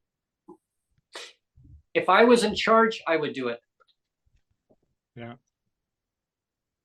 But all we do is we give the facts and we push it to them and saying, here's an analogy that I was saying to the last guest on, lead them out. Yeah, make them do it. Yeah, you can do it. Yeah, you can, right? Because it can be done. It can be done. We can have a coalition of Joseph, you, Brent, and me, and we can change the world. We can change the world. Imagine people having more income. Just imagine putting money back into the same, basically, wherever they live. The sustainability benefit is not just about that. It's not just about that check each month or once a year. Right. It's about emergency support. Yeah. If you have a forest fire in Alberta, if something happens and you got something to It's fall not back. for your insurance company to get to you. If you have a national program that knows your postal code, Wow, imagine that. could you imagine the CRA just take a flip of a switch and go, okay, everybody that lives in L8W1 star that is within this income gets help. Yeah, it's like bingo. Yeah. The government does not realize the potential that a national program can do to eliminate the amount that it costs the people to wait. Making people wait Waiting is going to cost money Yeah. and lives. Yeah. And that is the way, Tim, this segment is make the government realize it doesn't have to be this way. It does It not. can be for everybody. The Uber driver, the cab driver, the ambulance driver, the doctor, the firefighter, the business analyst, the small business owner who is sitting there making bracelets or selling Avon at home. Okay. Yeah. Endless. It can be anybody. Yep. But it only depends on what the requirements that they have. And no, I'm not. What's one thing I didn't mention today, Brent? What was one of the qualifications of the candidate's guaranteed sustainability benefit I did not mention? What's that? Age. Oh, Age. that's true. That's true. Age. Yeah. Oh, there we go, everyone. The age. Yeah. Canada guaranteed sustainability benefit, I propose that would be for 15 and older. Imagine, everyone, 15 and older. But you're not allowed to take the money out between 15 and 18 unless you are either employed or parental consent. At 15 years old, you should not be able to take out $20,000 out of your bank account. No. But if we turn our Canadian government, we say at 15, you have the legal right to work. So we have the legal responsibility to ensure your minimum income. Would change college and universities for life. Could you imagine how much post-secondary education that there could be if they actually have the money to pay for their rent and their school books? Yeah. Wow, just imagine. You get a lot more smarter people in the world too. The potential. Not only that, but 15, 16, 17, as soon as they turned 18 years old, they would have 3 years worth of CGSB saved up. If their parents did not take it out with them, or, they were working and getting their taxes back and stuff, right? Right. So at 15, if it's automatically saved because they don't withdraw it, after that 3 years, I'm sorry, but if you're 18 years old and you got, $40,000 saved up or $60,000 saved up, you're going to put a down payment on a house, buy a car, start a business. Imagine that. Eh? Yeah. Not handing you a $500 or $700 welfare check and you land up in a tent shooting up your arm. You give them the tools to succeed, Canadians will succeed. Just have to give them a chance. Yeah. Just give the tools there, and we are totally on that note. Yeah, so I want to say thank you, Joseph, and I look forward to having you back on very soon, and to talk about the numbers, diving into the charts, and it's been a great pleasure having you on, and again, everyone, just tune in, subscribe, share, subscribe, like, and click that link. Yes. And bye, everyone.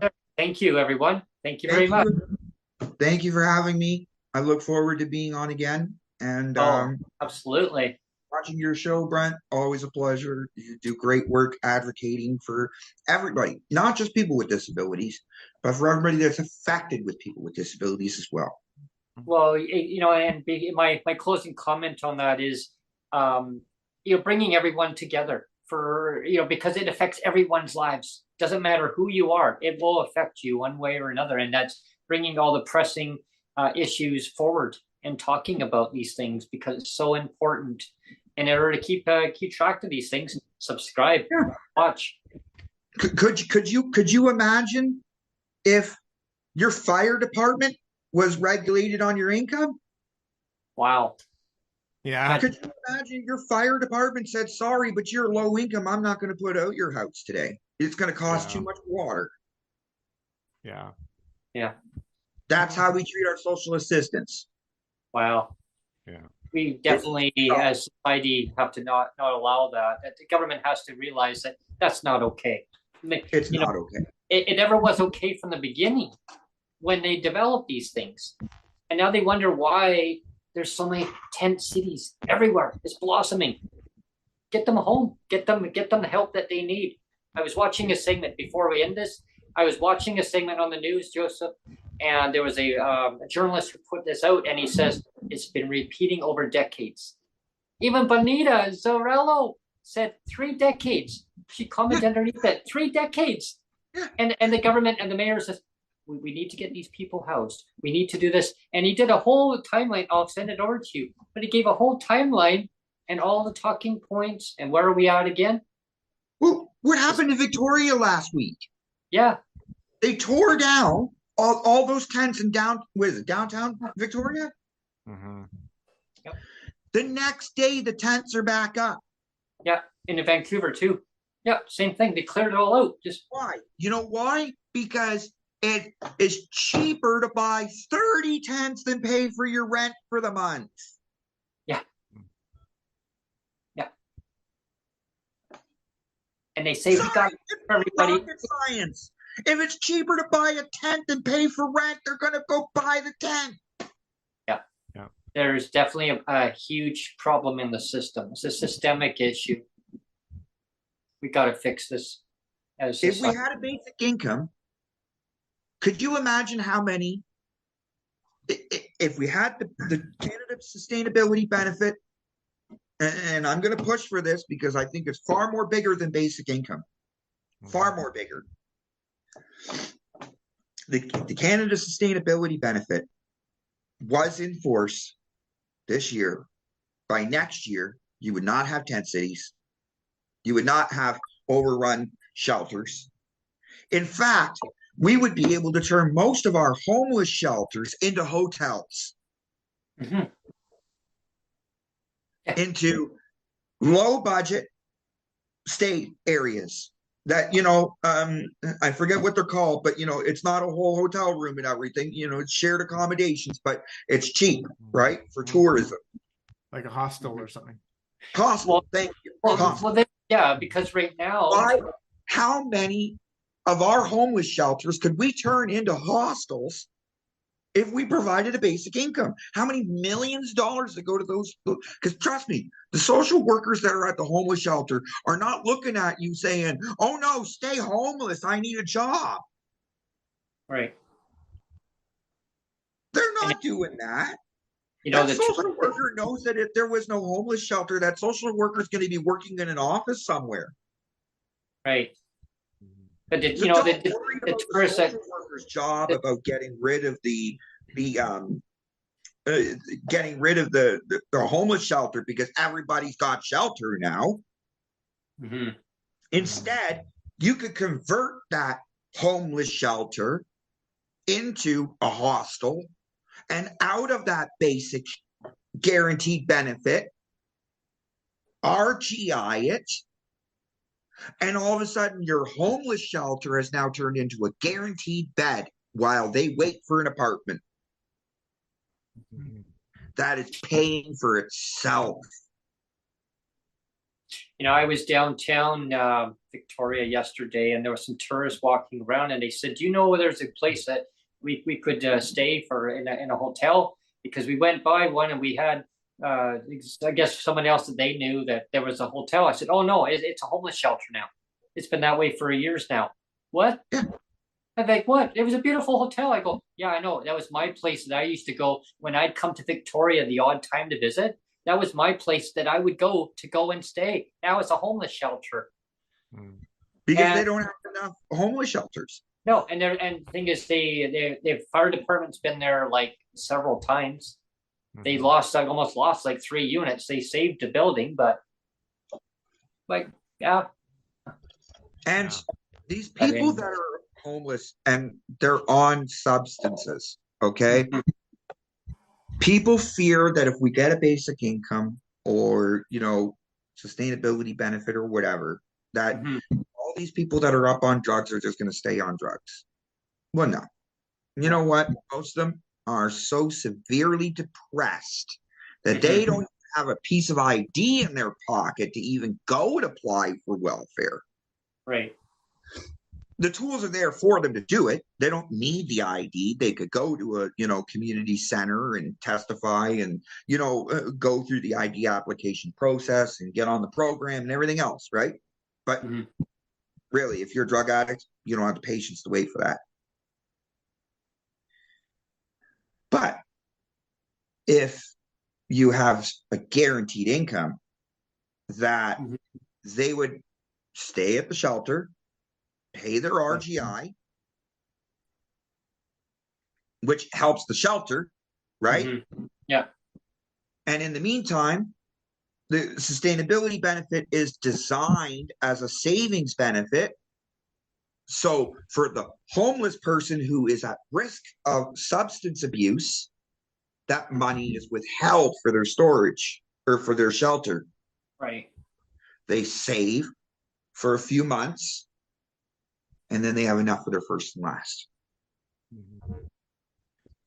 All while that bed at that hostel has been generating money from the sustainability benefit, and then moves on to the next person and moves on to the next person. And within a year, you've relocated 3 people per bed. Wow. Not kick them out every single day and tell them, you might get your bed back tomorrow. It might be a different bed, might be the same bed, might not even get a bed. You might be sleeping on the street tomorrow. We don't know. I'm going to keep ranting. You're going to have to cut me off, Brent. Well, yeah. Well, definitely we can definitely. We need another hour. Yeah. Well, we'll definitely pile in a lot more on another segment for sure. Having you back on, and we'll have you back on very soon as a another follow up and then another follow up and another follow up. Definitely, because I enjoy these conversations and dialogue when it comes to such a great program that's going to help people. I know that Canada with Disabilities and their allies concentrate so much on Canada Disability Benefit that really we don't have the conversation of how do these things get to pay for themselves. Yeah, exactly. Right? Numbers guy here. How about we get people to invest in the program first, and then let the program keep reinvesting in itself? Yep, exactly. That's what I like about that, is because it basically pays for itself. You put it in and it just involves, right? And what happens is that those savings bonds, right, that they sell in the first place to encourage the program, right? Those savings bonds, you tie them to the poverty line. So if the poverty line goes up and basic income is not helping inflation fast enough, those savings bonds profit.